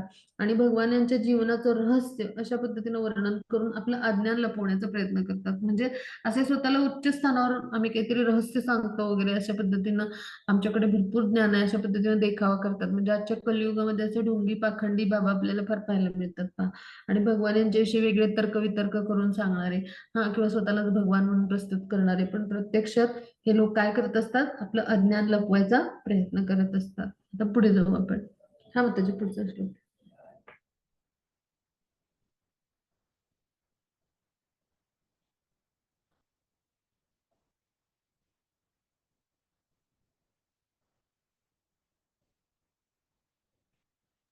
अंतर्भवन् भवेनन्त भवन्तमेव ऋतत्यजन्तो मृगयन्ति सन्तः असन्तमप्यन्त्य हिमन्तरेण संतं गुणं तं किमुयन्ति सन्तः. हरे कृष्ण. हरे कृष्ण. आता इथून पुढे ना भगवान यांना त्यांनी खूप छान छान प्रार्थना केलेल्या आहेत, तर त्या आपण अभ्यासूया. म्हणजे प्रत्यक्ष प्रार्थनाच येतात तसं काय.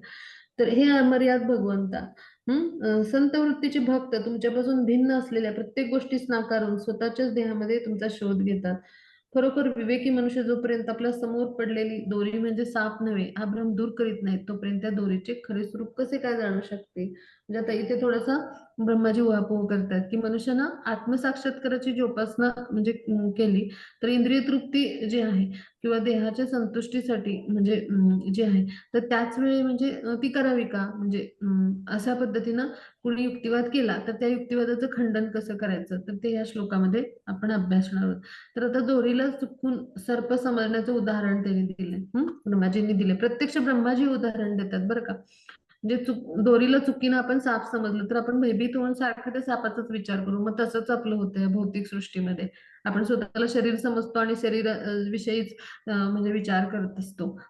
आणि मग त्यामुळं आपण सतत शरीराशी संबंधित प्रत्येक कार्य आपलं घडतं पहा. मग त्या शरीराला सजवत बसतो. मग शरीराचं नुकसान नाही ना होणार. मग शरीराशी संबंधितच आपले सगळे म्हणजे जे असतात ते क्रियाकलाप असतात. मग आता तथाकथित साप आहे तर साप नसून दोर आहे हे समजलं तर आपण भयमुक्त होऊ. मग त्या दोराकडे आपण लक्ष देऊ का, बिलकुल नाही. मग तसं आपण या भौतिक देहालाच आत्मा समजण्याची चूक करतो आणि त्यामुळं देहाच्या संबंधित प्रत्येक म्हणजे भावनांचा अनुभव घ्यायला लागतो. पण शरीर म्हणजे काय आहे, केवळ भौतिक रसायनांचं मिश्रण आहे. म्हणजे आपल्यामध्ये ही 24 तत्वांचं हे जे मिश्रण आहे भौतिक स्तरावरचं, हे जेव्हा आपल्याला समजेल तर त्यावेळेला आपल्याला हा भ्रम जो आहे मी म्हणजे शरीर आहे, तर आपल्या देहाची जी आसक्ती आहे तर ह्या आसक्तीतून आपण मुक्त होऊ पहा. म्हणजे आपण शरीर नसून आपण कोण आहोत, शाश्वत आत्मा आहोत. ही वस्तुस्थिती जेव्हा आपल्याला समजते तेव्हा निश्चितच काय होईल की आपण ह्या देहात्मबुद्धीच्या पलीकडे गेलेले असे संत असतात, बुद्धिमान भक्त असतात, भगवानांचे शुद्ध भक्त असतात.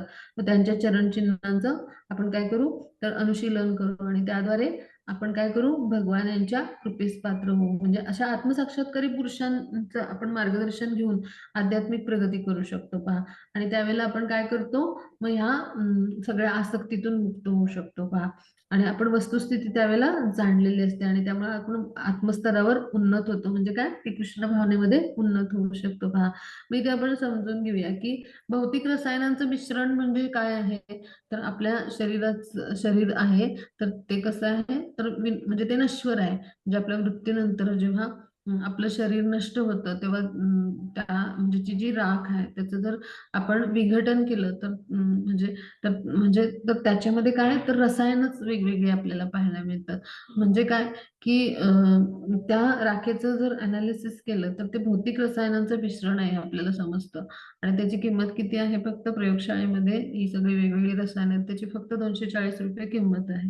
मग हे जेव्हा आपल्याला समजतं तेव्हा भौतिक देह किती नश्वर आहे आणि आपली किंमत किती आहे. या देहाला आपण स्वतः म्हणजेच म्हणजे देह म्हणजेच आपण आहे मानत असतो.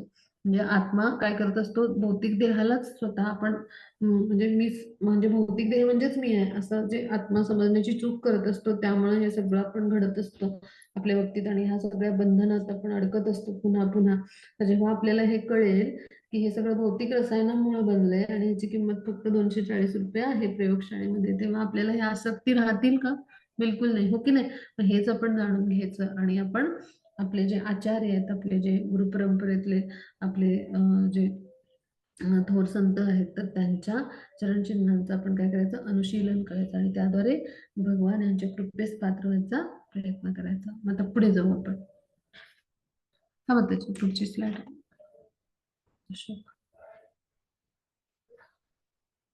हरे कृष्ण. येस माताजी. अथापि ते भुजद्वय प्रसादलेशानुगृहीत एव हि जानाति तत्त्वं भगवन् महिम्नो न चान्य एकोऽपि चिरन् विचिन्वन्. हरे कृष्ण. हरे कृष्ण. आता हे भगवान मनुष्याला तुमच्या चरण कमलांची अगदी अल्पशी कृपा प्राप्त झाली तरी तो तुमचा अगाध महिमा समजू शकतो. तथापि परम सत्याचे स्वरूप जाणून घेण्यासाठी तर्काधिष्ठित मार्गाचे अवलंब करणारा मनुष्य जरी अनेक अनेक वर्ष वेदाभ्यास करण्यात मग्न झाला तरी त्याला तुमचे स्वरूप जाणून घेणे अशक्य आहे. आता चैतन्य चरितामृतामधला हा श्लोक आहे. म्हणजे काय, की श्रीकृष्ण बद्ध जीवावर कृपा वर्षाव करण्यासाठी अत्यंत आतुर असतात. पण आपण मायाशक्तीमध्ये गुरफटलेले असतो आणि आपण निरर्थक तिथं संघर्ष करत असतो. स्वतःला शरीर मानून इंद्रिय तृप्ती करत असतो आणि सुखामध्ये सतत म्हणजे रममाण असतो आणि मग मानसिक तर्कानेच आपण ज्ञान घ्यायचा प्रयत्न करतो. पण ह्या मार्गाद्वारे आपल्याला शेवटी निराशा आणि वैफल्य येतं. म्हणजे काय, भगवान श्रीकृष्णांच्या चरण कमलांचा जर आपल्याला आश्रय घ्यायचा असेल तर त्यांची अत्यल्प कृपा सुद्धा आपल्याला मिळाली ना तरी आपल्या ह्या दुःखमय स्थितीमध्ये परिवर्तन होतं. म्हणजेच काय, आपल्या जीवनी गुरु येणं आणि गुरूंच्या माध्यमातून भगवान आपल्याला कृपा करतात. पहा, हा भाग आपण समजून घेऊया. म्हणजे अत्यल्प कृपा जरी मिळाली मग त्यासाठी भजन आहे पहा गुरुदेवांविषयी, म्हणजे खूप सुंदर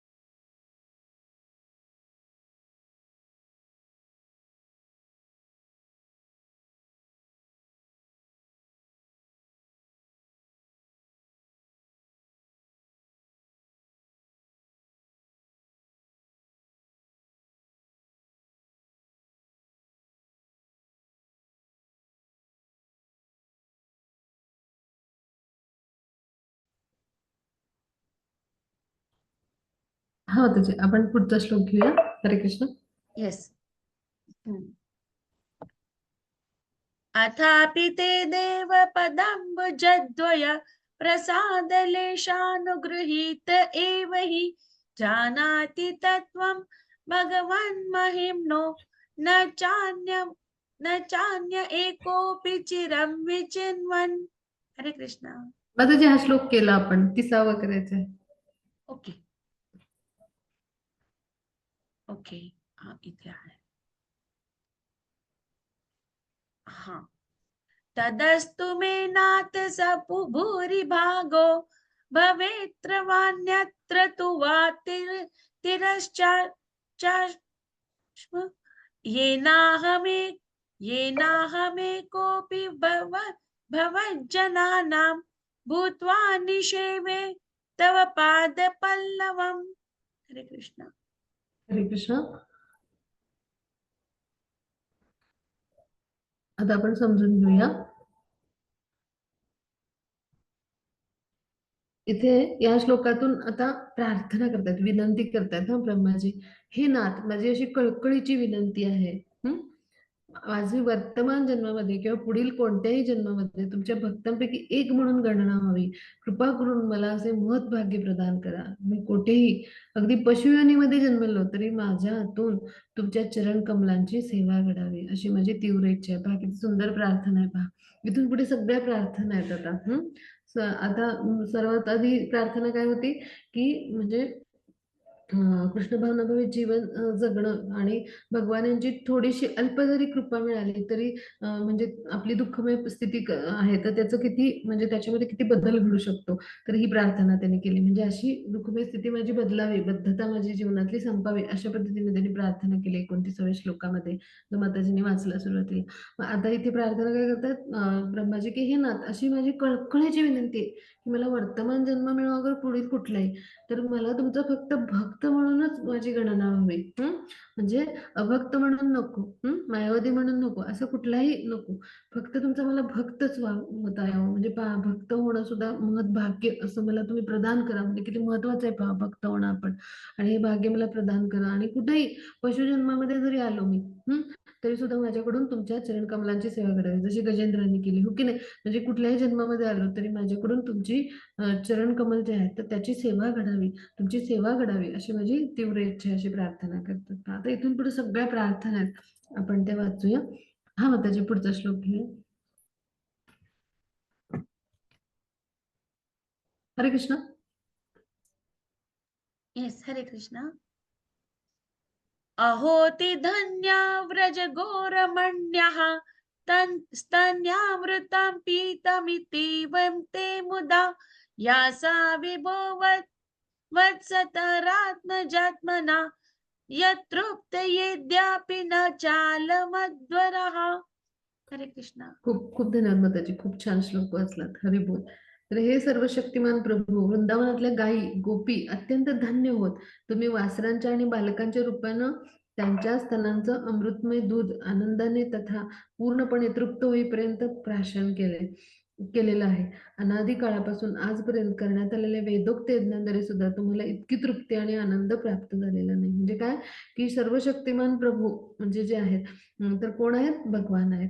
मग वृंदावनातले गायी आणि गोपी फार धन्य आहेत असं म्हणतात ब्रह्माजी. का तर वासरांच्या आणि बालकांच्या रूपाने त्यांनी काय केलं म्हणजे भगवान यांनी स्वतःला विस्तारित केलं ना बालकांच्या रूपाने त्या गोपींच्या, आणि त्या गोपींच्या सुद्धा स्तनांचं दूध त्यांनी म्हणजे ते अमृतमय दूध प्राशन केलं अगदी त्या तृप्त होईपर्यंत. मग भगवान स्वतः त्यांचं दूध आहे ते प्राशन करतात गोपींचे बालक होऊन म्हणजे त्यांचे पुत्र होऊन. आणि वृंदावनातल्या गायींची भगवान काय बनले, वासरं बनले 1 वर्षासाठी. अशा पद्धतीने त्यांनी आनंदाने आणि तृप्त होईपर्यंत म्हणजे त्या गायी आणि गोपी तृप्त होईपर्यंत त्यांनी दुधाचं प्राशन केलं.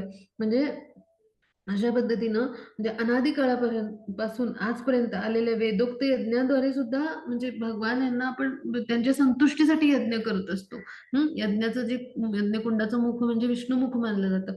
मग असे वेदोक्त यज्ञ अनादी काळापासून करण्यात आले, पण ह्या यज्ञाद्वारे सुद्धा तुम्हाला इतकी तृप्ती आणि आनंद प्राप्त झाला नसेल. एवढा आनंद तुम्ही म्हणजे ह्या जेव्हा गोपींचं म्हणजे स्तनपान केलं किंवा गायींचं वासरू म्हणून स्तनपान केलं तेव्हा तुम्हाला झाला असेल. म्हणजे इतका आनंद त्या लीलांचा भगवान यांनी घेतला. आणि त्याचबरोबर त्यांना देखील त्या गायींना आणि गोपींना सुद्धा इतका आनंद दिला.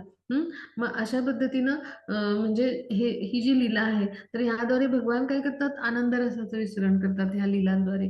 आणि असे जे भगवान आहेत ते कशात सर्व शक्तिमान आहेत ते, हो ना, म्हणजे सगळ्या शक्तीने युक्त असल्यामुळेच ते हे सगळं करू शकतात. मग हे सगळं जे आहे तर हे ब्रह्माजी जाणतात आणि मग अशा सुंदर लीलेचं ते वर्णन करतात आणि म्हणून ते पुढे प्रार्थना करतात. पहा पुढच्या श्लोकात आता आपण अभ्यासूया. हा माताजी, हे एक 2-4 श्लोक घेऊया का माताजी, तुम्हाला जर वेळ असेल तर, नाही तर मग पुढच्या वेळी घेऊ आपण. हरे कृष्ण. हा माताजी, नेक्स्ट टाइम घेऊ का? आता किती असेल माताजी? एक काम करू, आपण हा 32वा श्लोक पूर्ण करू आणि 8 श्लोक पुढच्या वेळी घेऊ आपण. पुढचे. अहो भाग्यम नंद गोप व्रजैकसाम यन्मित्रं परमानंदम पूर्ण ब्रह्म सनातनम. हरे कृष्ण. हरे कृष्ण. तर म्हणजे ते काय म्हणतात की अहो नंद महाराज, गोपगण, ब्रजभूमीतील अन्य निवाशांचे महत्भाग्य तरी पहा. त्यांच्या अहोभाग्यास कोणतीच सीमा नाही, कारण त्यांच्या परमानंदाचं उगमस्थान असणारं सनातन ब्रह्म किंवा परम सत्य जाता त्यांच्या मित्राच्या रूपाने प्रकट झाले. म्हणजे काय की इथे नंद महाराजांचे मुलगा म्हणून, गोपगणांचे मित्र म्हणून, ब्रजभूमीतल्या वेगवेगळ्या म्हणजे निवासांशी भगवान अशा वेगवेगळ्या रसामध्ये बांधले गेलेले होते आणि वेगवेगळ्या भूमिका त्यांनी निभावल्या. मग त्यांचं किती महत्भाग्य आहे पहा, म्हणजे त्यांच्या भाग्याला कुठली सीमाच नाही, इतका आनंद त्यांनी लुटलाय पहा. म्हणजे परमानंदाचं उगमस्थान सनातन ब्रह्म, परम सत्य म्हणजे कोण, भगवान स्वयं कृष्ण त्यांच्या मित्राच्या रूपाने प्रकट झाले, गोपगणांचे नंद महाराजांचे पुत्र म्हणून प्रकट झाले, हो की नाही. अशा वेगवेगळ्या स्वरूपात यशोदा मैयाचे पुत्र म्हणून प्रकट झाले, बलरामजींचे बंधू म्हणून प्रकट झाले. मग अशा पद्धतीने त्यांनी किती आनंद दिलाय आणि त्यांचं किती भाग्य आहे, त्याला काही सीमाच नाही पहा. आणि असा आनंद त्यांनी घेतलाय पहा. तर हे सगळं असं सुंदर वर्णन करतायत भगवान यांच्याविषयी आणि त्यांचं किती म्हणजे अहोभाग्य आहे, त्याला कुठली सीमाच नाही ब्रजभूमीतल्या निवाशांना, आणि त्यांचं महत्भाग्य आहे असं वर्णन करतात पहा. आणि म्हणून ते म्हणतात की मला निदान तुमचा भक्त तरी होता यावं, तुमचा भक्त म्हणून माझी गणना व्हावी, अशी ते प्रार्थना करतात पहा. माहिती आपण थांबूया. आपण पुढची स्तुतीचे जे 8 श्लोक आहेत ते आपण पुढच्या शनिवारी घेऊ. हा माताजी, रेकॉर्डिंग स्टॉप करू.